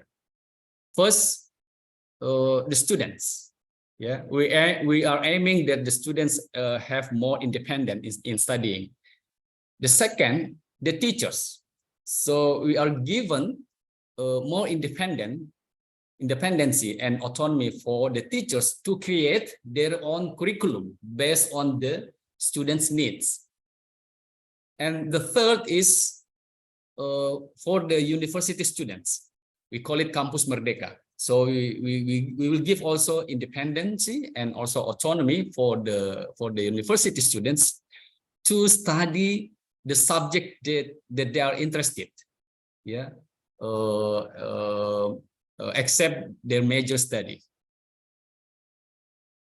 So another aspect in giving more freedom to the schools is digitalization. Yeah, digitalization. So digitalization has transformed the learning process, and we have proved this. So the use of digital technology can speed up learning innovations. So since the inauguration of the minister, Mr. Nadiem Makarim, in 2019, he has established what we call digital platforms, platform Merdeka Belajar for the students, and platform Merdeka Mengajar for the teachers. So the teachers can learn from other teachers about innovation in the teaching method, and also the stories how to create the talents of the students. And this becomes the inspirations for others teachers how to conduct their schools. So digital platforms have provided unlimited access to the students and teachers across the provinces of Indonesia, regardless of religious and ethnic background. And the digital platforms have also provided the university authority with more opportunities for developing internship and also immersion programs by collaborating with professionals, graduates, practitioners, and the university's strategic partners worldwide. So in the past, there are more something like and dislike policy when the schools will elect the teachers can go to Jakarta, the capital city, to attend what we call it sometimes upskilling and reskilling in the teaching method. And through this platform, the case is not the case anymore. Yeah, it's no longer the case. So independent campus or Campus Merdeka. So this program will give the students the opportunity to experience learning outside their original campus through 8 programs, namely, first, domestic or international student exchanges. Second, an internship program for up to 2 semesters. So in the past, the students have to have a leave, formal leave from their university in order to attend internship, in one company or more. Through this program, this is legal. So the university should provide this internship program, and this is counted, for SKS, up to 40 SKS or credit. And the teacher, the lecturer should become a supervisor for this program. Thirdly, teaching in remote areas, or we call it 3T, isolated villages, terdepan, terluar, terlupakan, not terlupakan, terdepan, terluar, and so forth. And the fourth one is research projects. So while they are studying in the university, the student can create their own research projects, and this will help them accustomed with research methodology and how to conduct and contribute to their discipline based on their funding or research findings. And the fifth is helping the development of the countrysides. So they don't have to wait until the end of the study to do this program. While they are studying, they can help the development of the countryside. And independent studies, yeah, and entrepreneurship program. So they can, while they are studying, they can create a startup, and they can also develop their entrepreneurship skill. So if they graduated and they cannot find a good job for them, so they can create their own job. And the last one is humanities projects. So some students choose not to become an intellectual, like Mas Ahmad Rafiq and Prof. Amin Abdullah and others who are speaking right now. Some students are interested in doing programs related to humanity. So we can facilitate this from university. So another one, Mr. Nadim also urged practitioners from any industry with no formal teaching certificate, or they can still hold their job in that industry, but they can also spend sometimes in the university, so they can apply what we call it praktisi mengajar. So through this program, they can share their knowledge and their experience to the students, and this will become an inspiration for the students, particularly those who wanna become an entrepreneur after they graduate. So this is the summary of those programs in the university. So now there have been about 90,000 university students participating in this campus mengajar or teaching program in the countryside. So they teach over 20,000 primary and secondary schools in remote areas or in 3T. Yeah. So the upcoming campus programs since its inception in 2020 will involve about 21.45 university students who will teach at 5,093 schools nationwide. Yeah. Okay, this is the episode that we have launched from the first episode, the chance of national assessment. Now we have launched the 24th episode, the transition from kindergarten to the primary school.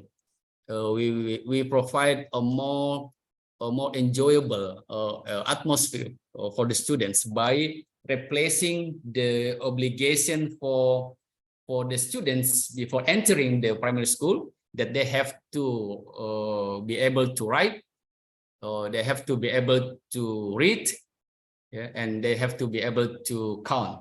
We call it calistung. So there is no obligation anymore for the students to master these three skills before entering the primary schools. So this is the platform that I have been describing. So everyone can have access to this platform. So just have a go to see, yeah, at glance from the first episode up to the 24th episode. Okay.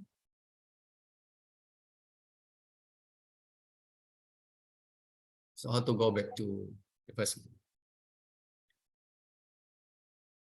Okay.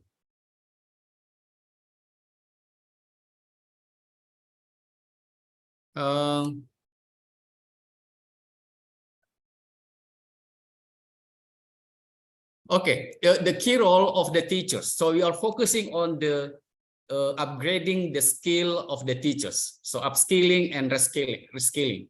So because the teachers still play a key role in the Merdeka Belajar. So digital technology cannot replace the role of the teachers, because we ask the teachers to close emotionally to their students in order to identify the talents and the potentials of their students. So basing on this, the teachers should create their own curriculum, basing on the students' needs. So, but to have a high quality learning, technology should be there to augment the teaching process. So digitalization through these platforms makes the learning process easier and more efficient, especially for the students learning from home, especially during the pandemic, and those live in remote areas. Okay. Now we are moving to the main theme of this conference, tackling violence in school. Yeah. So we are promoting the so-called tiga dosa besar, yeah, or great sins, yeah, namely intolerance, sexual violence, and harassment or bullying. So we are aiming to free our schools from these three misdeeds. Yeah. So protective laws and policies are fundamental for protecting children from violence. So still on progress, we call this, we are still drafting this bill. We call it Peraturan Menteri Pencegahan dan Penanganan Kekerasan di Satuan Pendidikan. So we are now conducting a public hearing, uji publik. What you call it in English, Mr. Ahmad Rafiq? Uji publik. Public hearing. Yeah, public hearing. Now the draft are sent to the head of the Muhammadiyah and NU. Yeah, Prof. Abdul Mukti are now working on giving feedback to this draft. If they are finished with this, we will announce publicly these laws and policies. So through these policies, we are encouraging students to take responsibility for their part in maintaining safe school environments, including students participating in safety planning. So if one student conduct this kind of misdeeds, so all the students in the class should be responsible. Yeah. So ignorance is not acceptable in this case. So we are encouraging the students, all the students, to take this responsibility, yeah, and request that students report potential problems to school officials. So through these laws and policies, we are creating a task force or satgas for giving something like safety environment, and also how to secure the victims, and also how to secure the witness. Yeah, because sometimes the victims shut up, yeah, or they are shut up by the schools, because they will, if they voice up this case, the school will be in trouble. Yeah. So the aims of these laws is to provide or to let the schools become safe places for students to study. Yeah.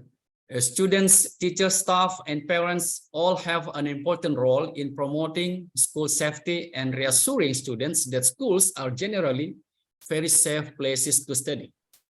So how come if the schools are not safe for them?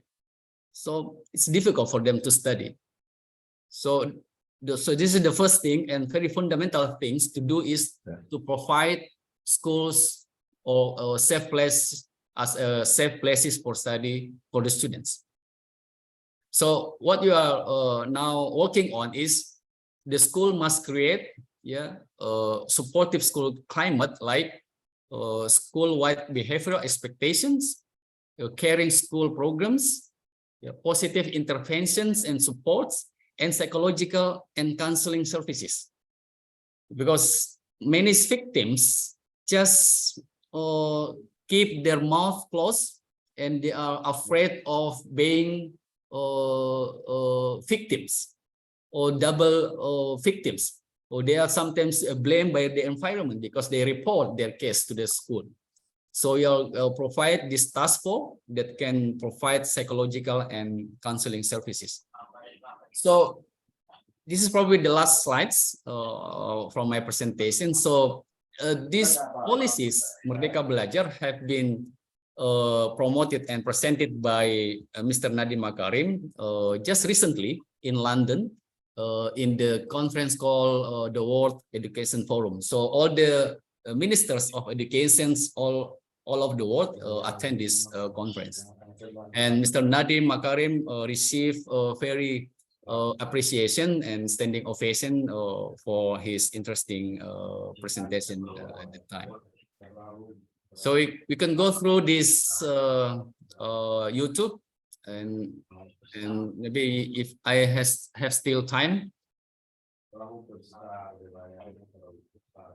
Yeah. It's very limited. We'll have only 15 minutes. So this is a animation that we. Sorry, there's a commercial break first. Yeah. This is the short film that we provide for all the schools. Terkadang kita lakukan secara tidak sadar loh. Karena itu kita perlu memahami apa arti dari intoleransi. Yep. Intoleransi adalah sikap atau tindakan. So we create all kinds of media to promote that schools must be free from sexual harassment, from violence, from bullying. So animation is probably one of the good methods, in attracting the attention from the students. Bukan hanya etnis, Indonesia juga beragam agamanya, sukunya, golongan keagamaannya, dan juga beragam kepercayaannya. Apakah yang dimaksud dengan istilah kepercayaan? Okay, I stop this. Pemerintah untuk merujuk kepada sekitar 190 kepercayaan lokal yang dianut oleh lebih dari 10 juta masyarakat Indonesia yang tersebar di Nusantara. Miris dan sedih rasanya. Okay, the essence of Merdeka Belajar is to unlock the full potential of teachers and students to innovate and improve their learning quality independently. So autonomy in teaching means not just following bureaucracy, but also carrying out innovations. So thank you. I leave it there. Assalamualaikum warahmatullahi wabarakatuh. Assalamualaikum warahmatullahi. Thank you so much, Professor Adlin. Yes, in Indonesia we have the freedom in education. So Merdeka Belajar. So it's not only about preventing religious violence, but also violence in general in the schools. Thank you so much. And let's, Professor Adlin Sila, he's a director in the Ministry of Education, Culture, Research and Technology, Republic of Indonesia. Sorry, I'm a special staff. Oh, special staff, sorry. Yes. He's a special staff of the Minister. Expert staff. Expert staff of Minister of Religious Education in Indonesia. And now let's move on to the last presentations, but the last but not least, we have Dr. Eric Renkama. He is an educational theologian and working as an identity consultant for VERUS. There's the Association for Catholic and Christian Education in Netherlands. Previously, he was associate lecturer in Worldview Education and Diversity and lecturer in Worldview Education at the Primary Education Teacher Training Institute at Windesheim, Uzwala University of Applied Sciences. Dr. Eric Renkama. Sorry if I mispronounce your name. Time is yours, please.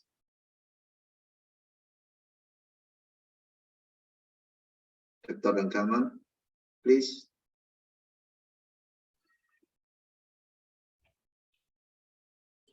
Thank you very much. Okay, yes. Please. Good morning from the Netherlands, and good yeah. afternoon for all your dear colleagues in Yes, Indonesia. Thank you for the opportunity to present some educational insights from the Netherlands and the role of religion and worldview in the Netherlands, I will share my presentation with you, and I hope you can see a beautiful illustration on screen.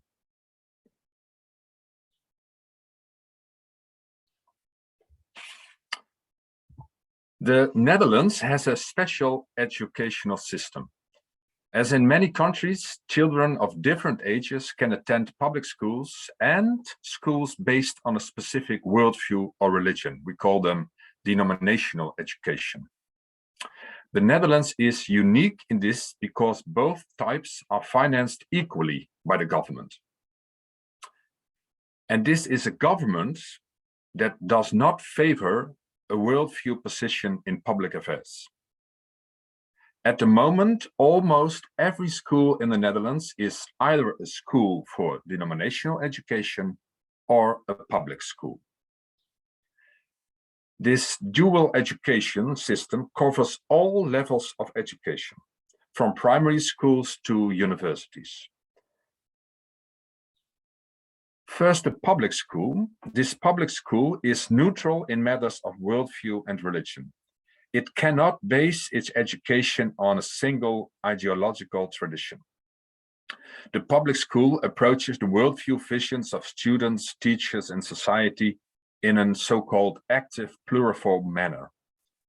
This is apparent, for example, in the open admission policy for students and the open appointment policy for staff, regardless of their cultural, ethnic, or worldview background. A school for denominational education, the second type, bases its education on a specific worldview tradition. About 2/3 of all schools in the Netherlands are denominational educational schools, mostly Catholic or Protestant Christian. There is, among others, also a number of Islamic, Hindu, and Jewish schools. In both most public schools and most denominational schools, the student population is plural from a worldview point of view. This means that, for example, Islamic students visit a Christian school and are much welcome to express their beliefs. A relatively new phenomenon is the school that is a result of a merger of a public and a denominational school. We call them a cooperation school. Public and denominational education is combined. Almost all schools in the Netherlands face a number of challenges. I outlined 3 challenges concerning the role of worldview and religion. In the first place, Dutch society, and not only this one, is characterized by a polarizing climate. Opinions and ways of life seem to be increasingly divergent and increasingly opposed to each other. There seems to be less and less listening and more being posided. One's own vision is sacred, dialogue and tolerance seem like hobbies for unworldly figures. There is suspicion of that what is different, and that suspicion manifests itself in violent or non-violent protests and unfounded theories. The second challenge concerns diversity in society and at school. More and more people express themselves in worldview and religion, in gender, sexuality, culture, and ethnicity in a way that differs from that of another. Diversity is also growing within certain groups. And this development poses many schools, and certainly denominational schools, the question of how and why their education should and can take this diversity into account for the students, and certainly also in the recruitment policy of colleagues. Since 1985, all Dutch primary schools, for example, have been required to pay attention to different worldviews and religions in our multicultural society. And since 2006, also attention to sexual diversity. And schools see the growing diversity among students, colleagues, and parents not only as a problem, let me underline that, not only as a problem, but above all as an opportunity to develop strong and good education, diversity as a chance, as a possibility. And in practice, we see wonderful examples.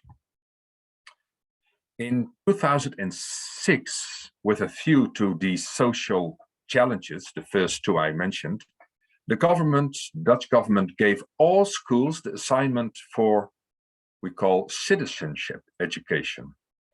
Since 2021, a tightening of the law on citizenship education has come into effect. This law, you can read it on screen, focuses on a socially involved and active students from primary school and so on. Focuses on education that values the democratic constitutional states, combats polarization, and stimulates understanding of diversity. And as you can understand, this law is strongly linked to the first two challenges I outlined. And then a third challenge, and I do not claim to be complete, but a third challenge, worldview illiteracy. Fewer and fewer people in the Netherlands are members of a religious organization and feel connected to a religious institute. Many Dutch people put together their own individual worldview into a personal, meaningful palette. With this secularization and individualization, knowledge of worldview sources, religious or otherwise, is also declining. Illiteracy. And with this decline in knowledge, worldview illiteracy, the significance attributed to these sources and traditions also declines. The task of citizenship education, as I mentioned by law before, is given even more color by several organizations and academic sources. They underline the importance of worldview citizenship education. Worldview. This is a perspective for schools that want to give substance to the citizenship assignment, as I mentioned before, based on basic democratic values of freedom, equality, and solidarity, and that want to work on the personal development of their students. An important role in this worldview citizenship education is reserved for worldview existential questions and worldview existential content in education. This worldview citizenship education is in line with the Citizenship Act, and it gives even more color by strongly focusing on the worldview and personhood education of all students, religious or secular. Worldview citizenship education has three important characteristics that focus on reducing polarization, stimulating mutual understanding in the context of diversity, and promoting worldview literacy and sense-making, the three developments I have outlined. Three characteristics of worldview citizenship education. First, with this worldview citizenship education, teachers challenge students to relate personally and critically, as well as constructively, to social processes and developments. The school, the student, and the group are at the center of the world and society.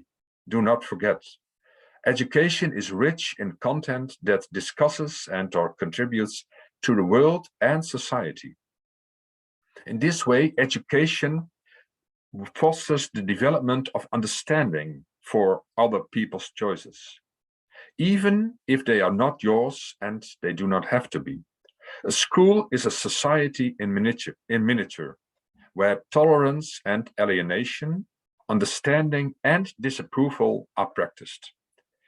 Even if the school population seems homogeneous at first sight, all students, of course, are different. Sometimes it rubs and collides quite a bit in the school. That also means that the strange and unheard points of view are valuable. diversity is powerful. It encourages students to practice dealing with differences, living together democratically, and in meeting in dialogue.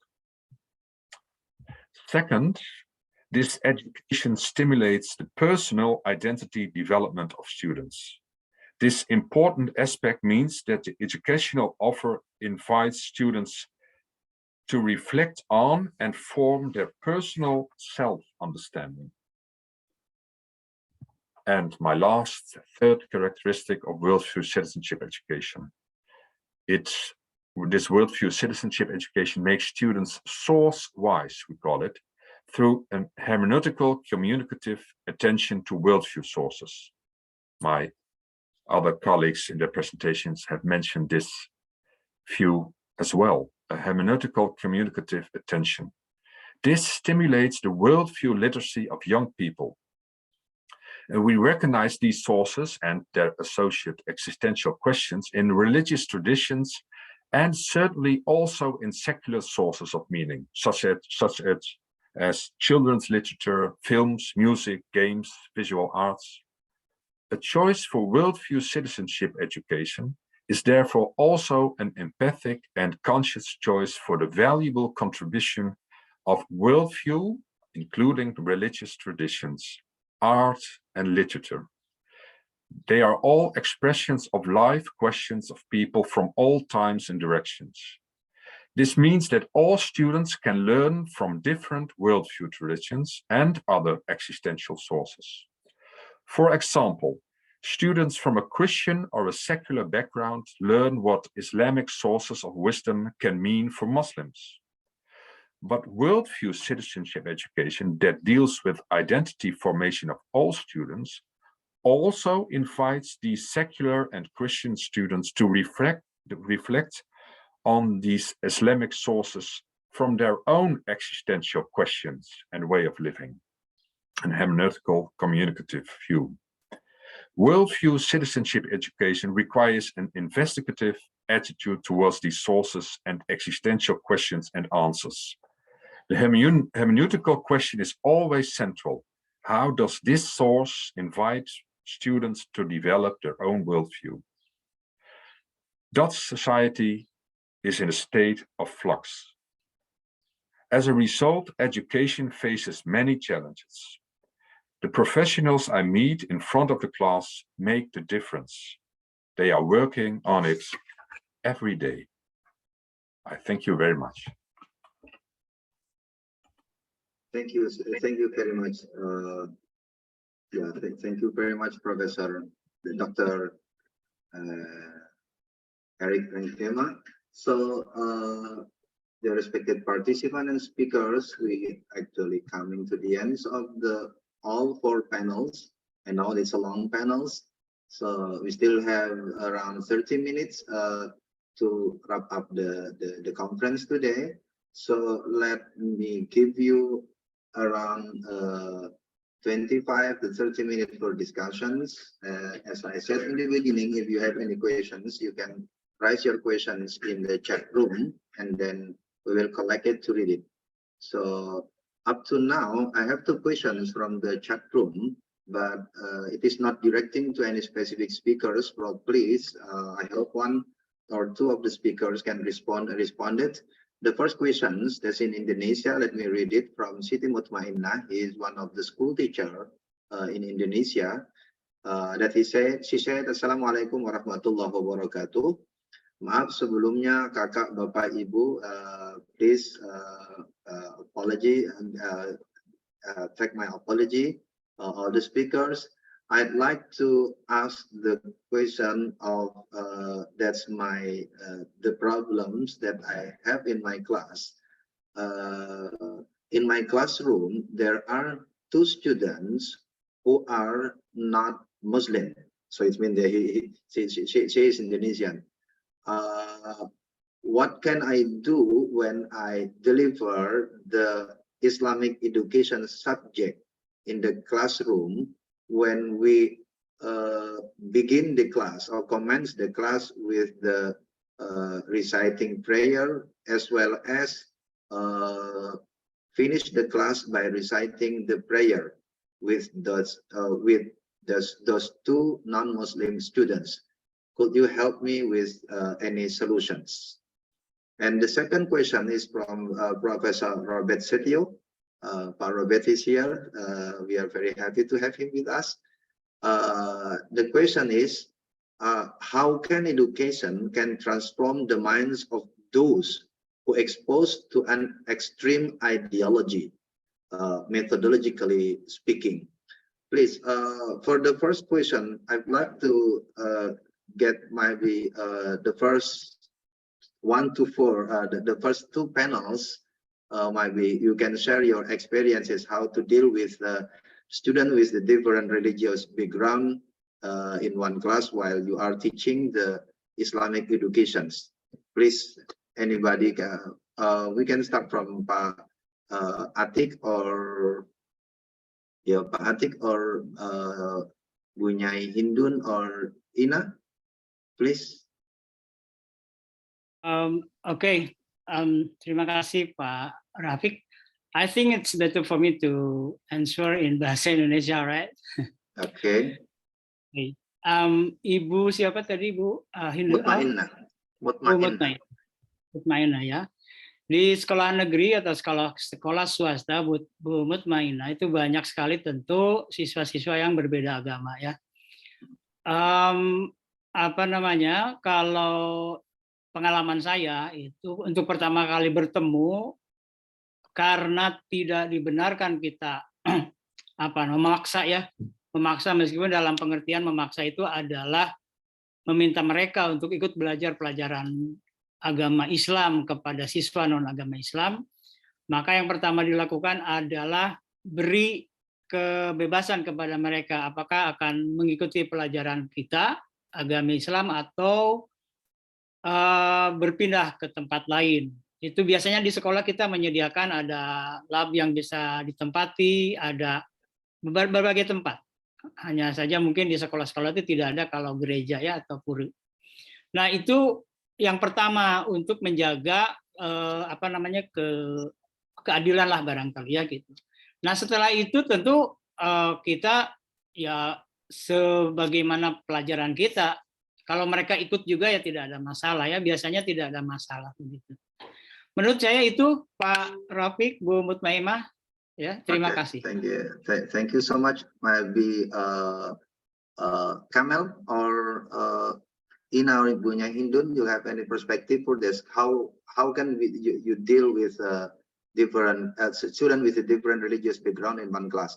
Maybe I have to give the context. In the context in Indonesia, the religious subject is compulsory for all level of educational institution, from elementary to even to higher education, right? That's compulsory. Okay. Or let's move on to the second questions, please. The second question is that from Pak Robert Setio. How could we deal with the student who already exposed to the violence methodologically? Maybe Bu Nyai Hindun, Bu Nyai Hindun or Ina, or Kamal, you can share your experience with that. Please. I think Bu Nyai Hindun left already, Pak. Oh, left already. Okay. Okay. I love the perspective from Professor Peter Binsmith and Pak Amins also, or Prof Adlin or Dr. Renkema. Okay. Or Prof Amin, you'd like to respond Pak Robert Setio's questions or Peter's? Okay. Okay, thank you. Yeah, Pak Robert Setio's questions about how it is possible to transform the radical type of the student mind, the students that are exposed by radical and intolerance and even extremist. Okay, yeah, of course. yeah, in Indonesia, there are many ways to approach these people. I don't know, within the last 2 years, it seemed that there is no such radical or violence extremisms as we find 10 years ago. It is the fact, actually. So there are many progress in Indonesia compared with other countries. Why the radical people reducing into that point? Yeah, because there are many ways in the societies. Civil societies, of course, has a great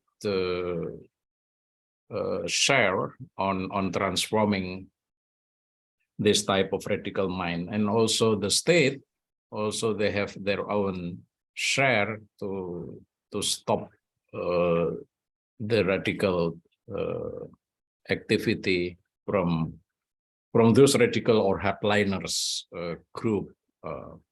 So I think to transform it is very, very difficult, actually, but collectively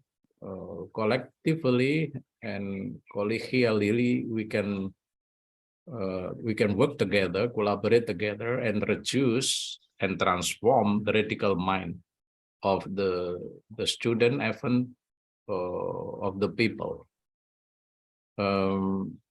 Of course, in the school, if it has happened in the school, the director of the schools is more responsible, as it is mentioned in the early sessions about the Rahis and others, or how the directors of the school can manage their own situation, their own problem. Yeah. Anyway, there are many approaches in Indonesia. Of course, there are still like what we have. I don't know, in Bandung or yesterday in Malang. Yeah, but the police can take them before they take real action in the society. So the collaboration between state and civil society is very, very important to transform the radical mind. Thank you. Thank you, Pak Amin. We'd like to hear the experience from Netherlands, whether you have such experience for the student who are already exposed to extremism. How can we deal it methodologically? Dr. Renkema or Professor Peter Ben Smith or Ina or Kamal? Can you share with us, please? Ina already left. Okay, Dr. Renkema, please.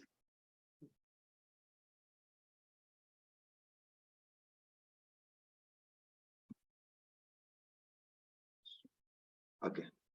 Thank you very much. Yes, we recognize this situation in the Netherlands as well. Extremist thoughts, politically, sexually, worldviewly. And that is exactly the reason why the Dutch government has instated the Dutch law on citizenship education. Mm-hmm. And this implies that all schools should concern with this polarization, as I mentioned, as a development in the Dutch society. And this is also a boundary of schools. I refer to the presentation of my colleague Peter Ben Smith that diversity is also limited by extremist and discriminational voices. And that is a point of attention that I share with teachers and principals of all schools. Be focused on those limits. The Dutch government has those limits, and in our view of hermeneutical communicative religion education, we also have those limits. Just do not be limitless, but be extremely focused on those polarizing views. We recognize it and we work on it every day. Mm-hmm. Thank you. Thank you so much. Professor Peter Smith, you'd like to add some?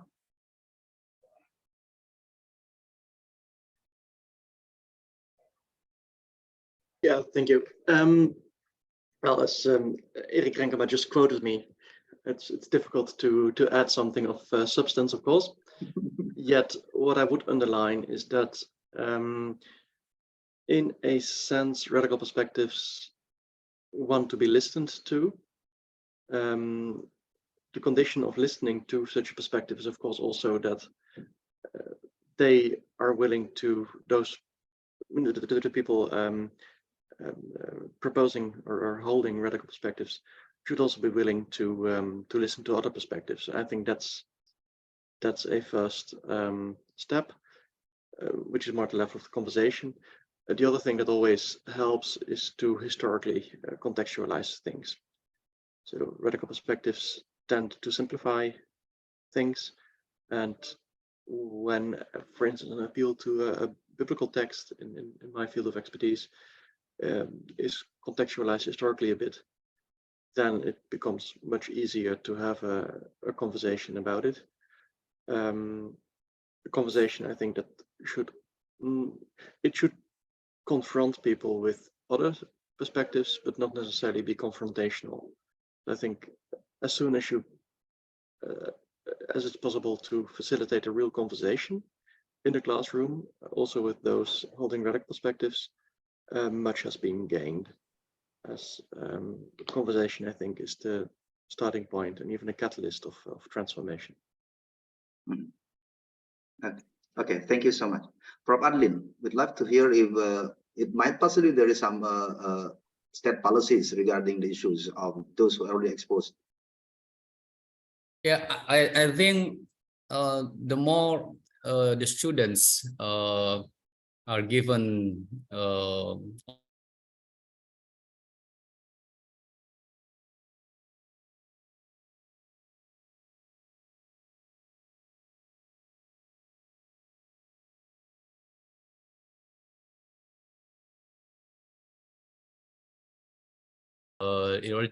in order for them to be tolerant, because tolerance has two principal factors. First, you have to have intention. So don't just pop up and incidentally become a tolerant, but you have to have an intention to be tolerant for the differences. The second one is non-interference. So no questions. Tolerance is giving all the peoples, regardless of their religion, ethnicity, and so forth, a free space and equal treatment for them. So in our policy, as I said in my presentations, we oblige all directors to provide what we call rainbow class or class pelangi. So this class must consist of the minimum 5 to 10 different ethnic groups and religion. Yeah, in order for the students to learn about differences in one class in one semester. And so we are working on that, and hopefully at the end we will provide a very good environment for the students to expose themselves to differences. I think I can add in that aspect. Okay, thank you so much. Okay, we still have around 10 minutes. There is another questions in the chat rooms. So from Bu Nur Ainiyawati Barikha. So it's in Bahasa, sorry. So I have to. Assalamualaikum, Pak. Please excuse me. I'd like to ask questions about teaching religious education. For this case is Islamic education for special needs children. What is the method and the strategy to teach it for them? Is there any special program for the student for teachers of teaching children with special needs, especially to teach Islamic educations?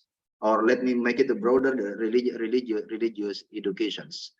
Okay. It might possibly have Atik Tapipin, because he's from the association, should answer first, and then I'll invite other speakers to respond. Okay. Please. All right. Thank you, Pak Rafiq. Well, I think the best way to how to make that problem become familiar with us is, one thing is please learn the fikih of special need of student. This is the different fikih. I mean, how to teach the student like that, right? And then also the pedagogic and the other thing of a student of special need like that. So Bu? Sorry, Bu. Bu Nur Ainiawati. Bu Nur, so Bu Nur, yeah, you need to come to the association of teacher specialists like that, and then have some conversation, discussion about the thing. Yeah? I myself doesn't have any experience of that because I have a student of the normal one. That's it, I think. Okay, thank you. Thank you, Patrick. Yes, that's actually the question for the inclusive education. So when we talk about inclusive education, it's related to the children with the special needs, and when we would like to teach them about religion, so that's the basic questions. We'd love to hear from the Netherlands experience. Is there any issues of religious education for children with special needs in the Netherlands educational system? Please, Kamel, Kamel, you'd like to give to respond? Kamel still here?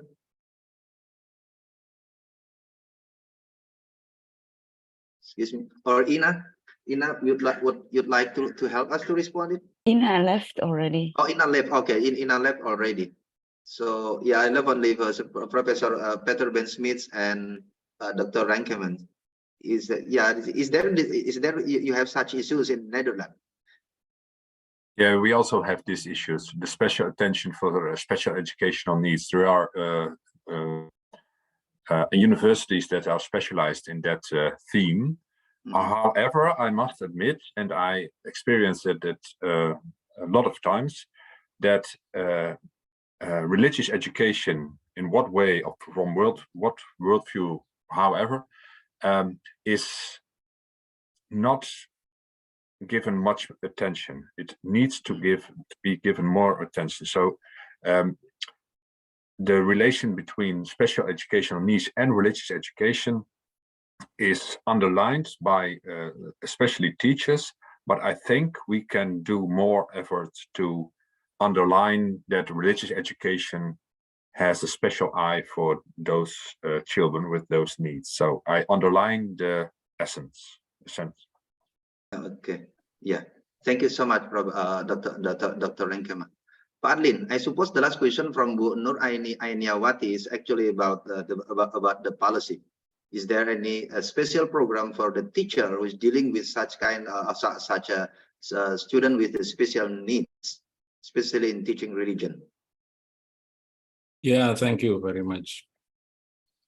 When I was a rector at that time, from 2002 to 2010, so in that time, the discussions about the need for special need student who has a special need has a great attention from the people, and I start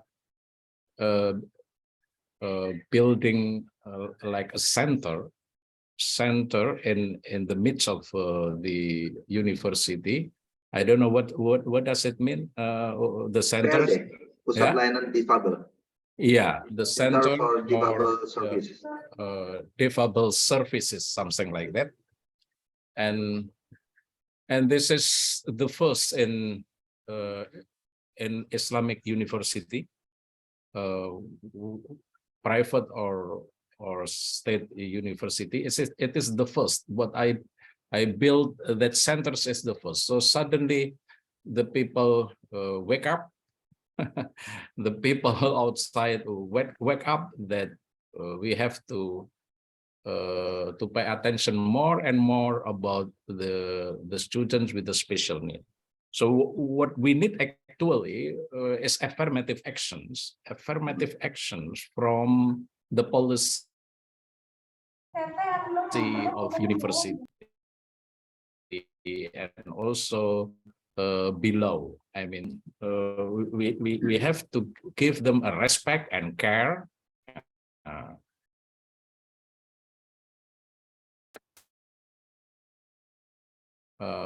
Most so also I give special equipment for the disabled to reach out to have a ritual together with the normal one.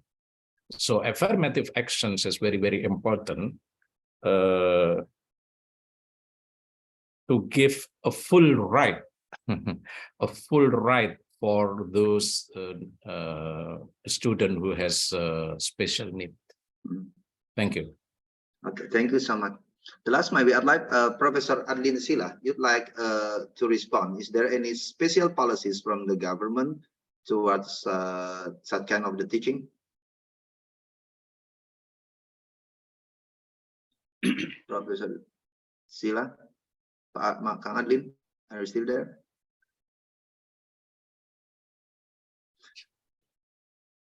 Okay. Okay. Yeah, Bu Nur Aini, of course, we couldn't give the exact, the specific answer for the questions of the strategy and methods, but I'm so sure there is some program from the government for the students, for the teacher, to provide the teacher the ability to teach student with the children with the special needs. But the issues then is actually about the inclusive education, in which children with the special needs can go to the same school with other students and learn the same subject in the same way, of course, with the special attention and the special facilities that, in accordance with the need with the one they needed. Okay. I'm wondering, that's the end. There's no more other question. Is there any other questions? Okay, no more other questions. Okay, that's the last one. The last one is directed to Professor Peter Ben Smith. Peter, okay, let me read it from you, listener. Yes, that's the last one.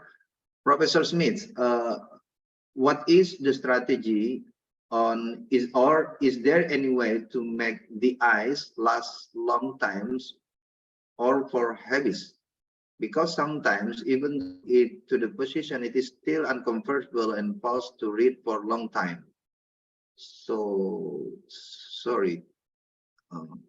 Or might be that's the questions about how can we can read for a long time. Is it not the specific? I'm wondering that's the question for. Okay, that's an interesting question, but I honestly have no answer to it. I'm not a specialist when it comes to attention spans. Yeah, I think so. That's a question about how to read. It's widely beyond my expertise. Sorry. Yes, thank you for the Professor Smith. That's Professor. Sorry, boy, you listen.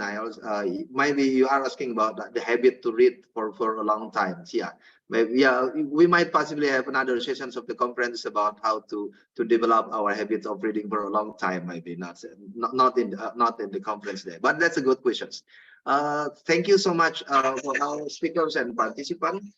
We are coming to the end of the sessions, and yeah, we left on the around 5 minutes. So allow me to take some notes of the conference today. Then things of might possibly the sums of the notes that we can think more later for the actions or that we. And let me share some points that.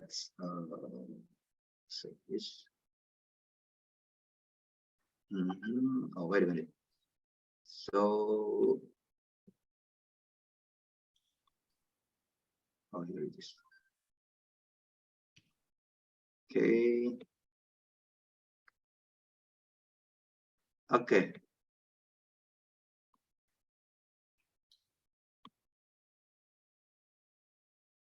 slideshow. Okay. Yeah, based on the discussions, of course, it is not. Sorry, if I disclaimer. I couldn't cover all the discussion from the beginning until the end. But let me to share some notes that we can develop our discussion later after the conference today. First, based on the discussions, it is a kind of the need for us to organizing regular meetings of informal or formal students and teachers from various religious backgrounds in the respective school environments to give students and also the teacher actually the experience of living and or learning together with the followers of different religions or worldviews and provide students as well as teachers dialogical competencies. And the second, we need actually to provide critical thinking training to students as well as teachers also to understand and anticipate violence and extremism that appear to students and in the school environment, such as students reading materials, learning sources, ways of getting along with ways of students getting along. Topic of discussion, especially in the issues of states and other religions, especially that's in Indonesia, and students' organizations. There's also very specific issues in Indonesia about student organization, especially religious student organization. The third, the need to create a safe space in every educational institution for students to dialogue creatively and critically, both expressing their differences with others and accepting differences. And the fourth, violence or prejudice triggered by an understanding of religious texts must be overcome by critical and open rereading of religious texts, which are understood as source of legitimacy for violence based on the basic religious values that